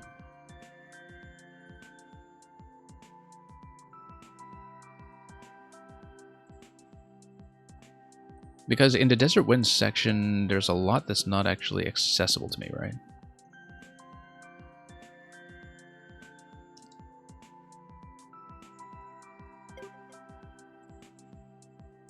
Let's give this one more quick look. Not too long. We actually have been spending way too much time per level, so we'll not take too long on this one. But I definitely did not see anything in the main world from what I could see with the view of the previous screen. So I haven't found everything yet, though, right? Like, I am still missing the secret that you were talking about.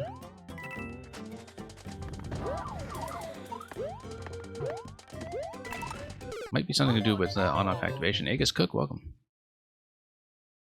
Yeah, Aegis, we found a cake a long time ago in this, but Meg tells me there's a second secret that's something completely different. One thing I haven't double-checked, actually, is Boom Boom's room.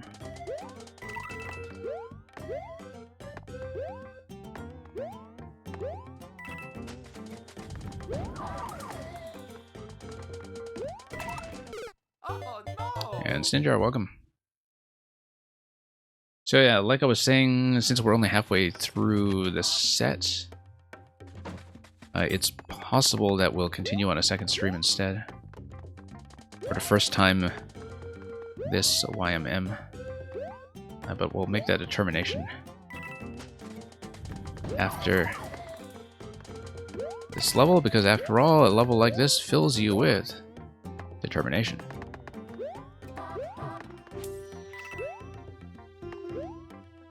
There's even sort of a third super secret that nobody has noticed yet.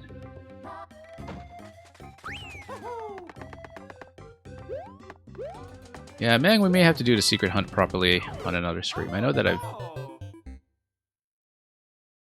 had probably some hard mode of yours that I haven't done on a previous level yet either because I missed a goal or something. So we have a bunch of unfinished business that we could save this for. No. And I certainly don't mind replaying it. I think it's been tons of fun.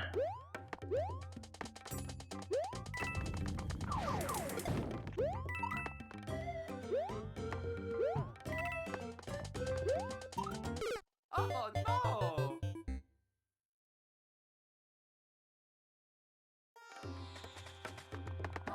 Luga, probably 69 somewhere, or... Yeah, because I'm kind of expecting that the extra secret's going to be Oh a Mang face or something.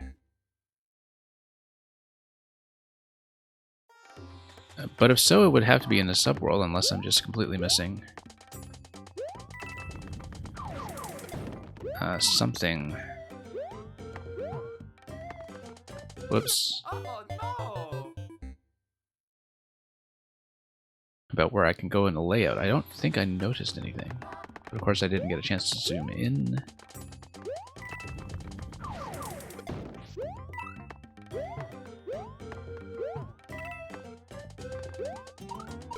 Oh no. What about the cake room? Yeah, Paul Stack, I am kind of thinking about it. I'm thinking about the Boom Boom room and the cake room, like whether there's a secondary secret that's buried within that.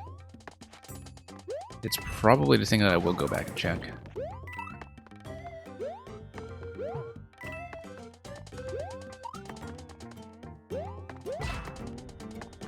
How up here?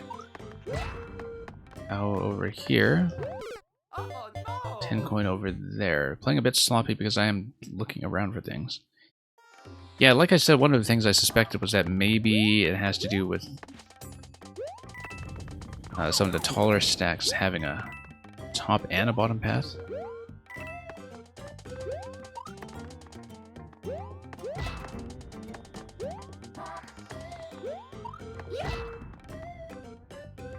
Oh no.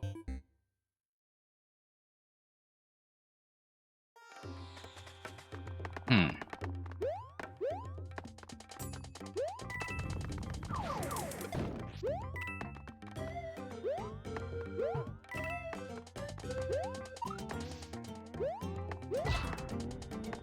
Well, we'll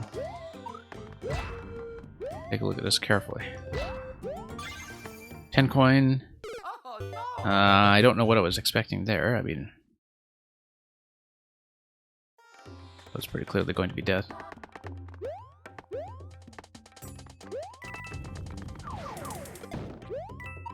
But yeah, I'm also thinking about how this whole thing is laid out.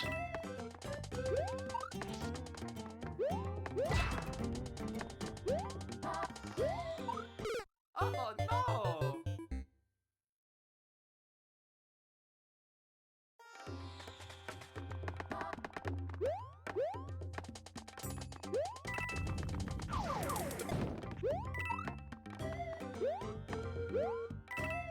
Okay.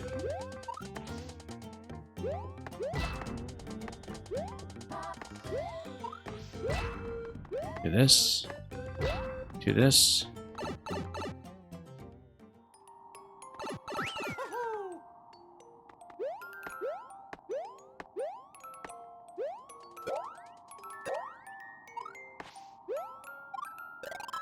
All the way back down. Hmm. Oh no. Oh, I see. That's where Boom Boom is located. I finally see where Boom Boom is on the layout.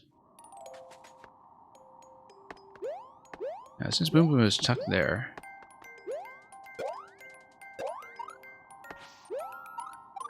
maybe it won't be anything too special. I am wondering if there's anything... Ah, see that snake block to the left? You wall jump off the side once you're down to Mole Stack. You stop halfway through to Mole Stack, you cancel the ground pound, you jump to the left. That's what it is. I was thinking about that earlier. I wonder why I didn't do it. I don't think I talked about it, but I was definitely thinking it. Oh no. but you really need to fight the wind to do that. Like, you might even need to just twirl all the way from the top of the mole stack, otherwise you just can't fight the wind well enough to do it. Oh no! Oh, Green Star, you just said it. What about going left after mole stack? Yeah. No, the reason that I was thinking...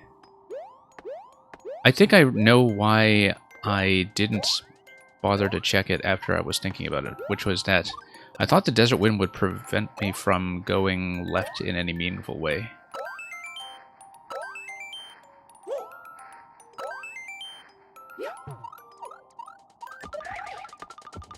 Here's the Mang face.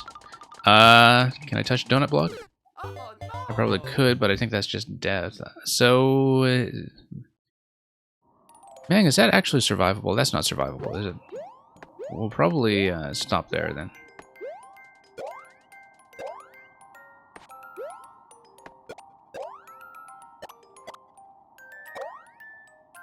Mang is going to answer that by castling on the king side.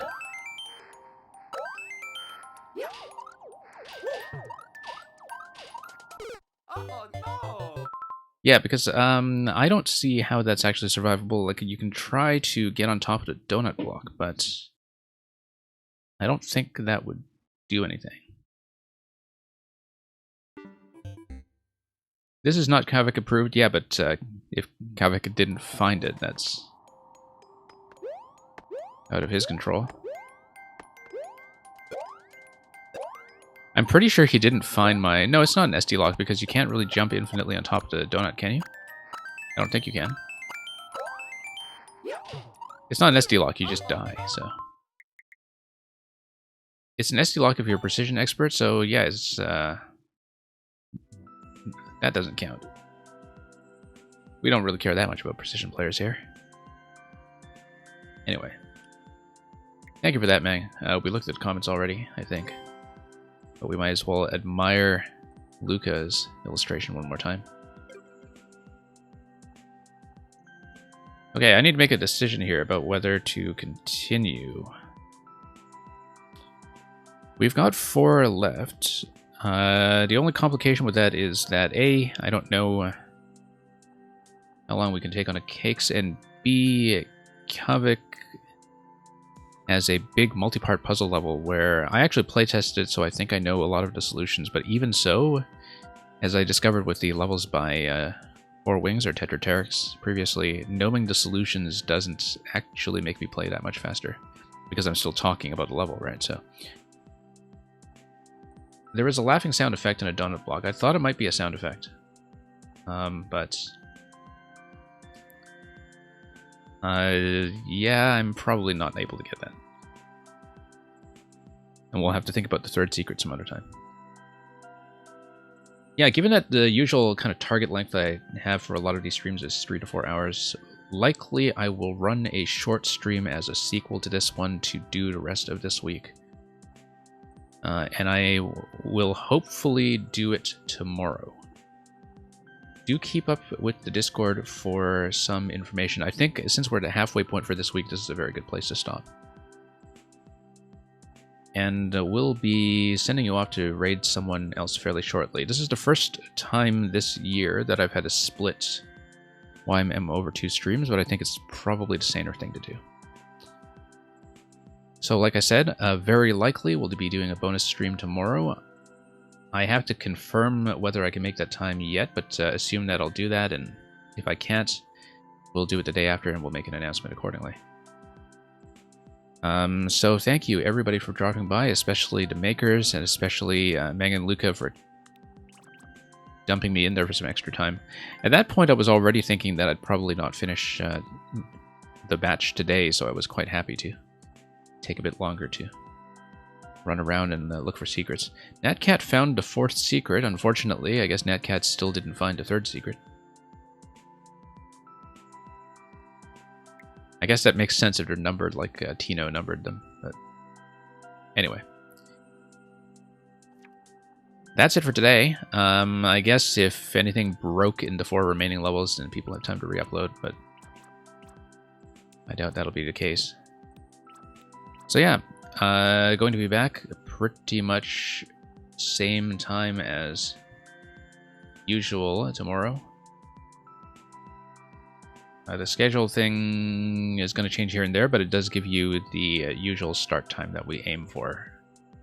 And basically, look at your clock right now, subtract 3 hours, that's the usual start time. See you hopefully tomorrow. Thanks for watching. We will send you off somewhere shortly. We've got lots to continue and see, and we might as well do it when everything is a little bit fresher after that hour-long stop at Wendy's. And yeah, Electrodude, sorry we had to bump you for tomorrow. I think it's going to be a better playthrough, though, and hopefully you're able to make that time. If you can't, then that's okay. You know where to find the VOD. And yeah, because I think at this point it's better to split things up. Also, if you need to make any bug fixes, which I hope you don't have to do, but if you have to make any bug fixes, we'll deal with that. And just play everything in as polished a form as possible. I'm sure that everything is going well, though, so. Enjoy the additional playthroughs of your level and any other streams that you may be watching. And we will send you on to somebody soon, so. Once again, thanks for watching. Have a great day. Hope you've all been enjoying the levels this week, and until possibly tomorrow, fare thee well.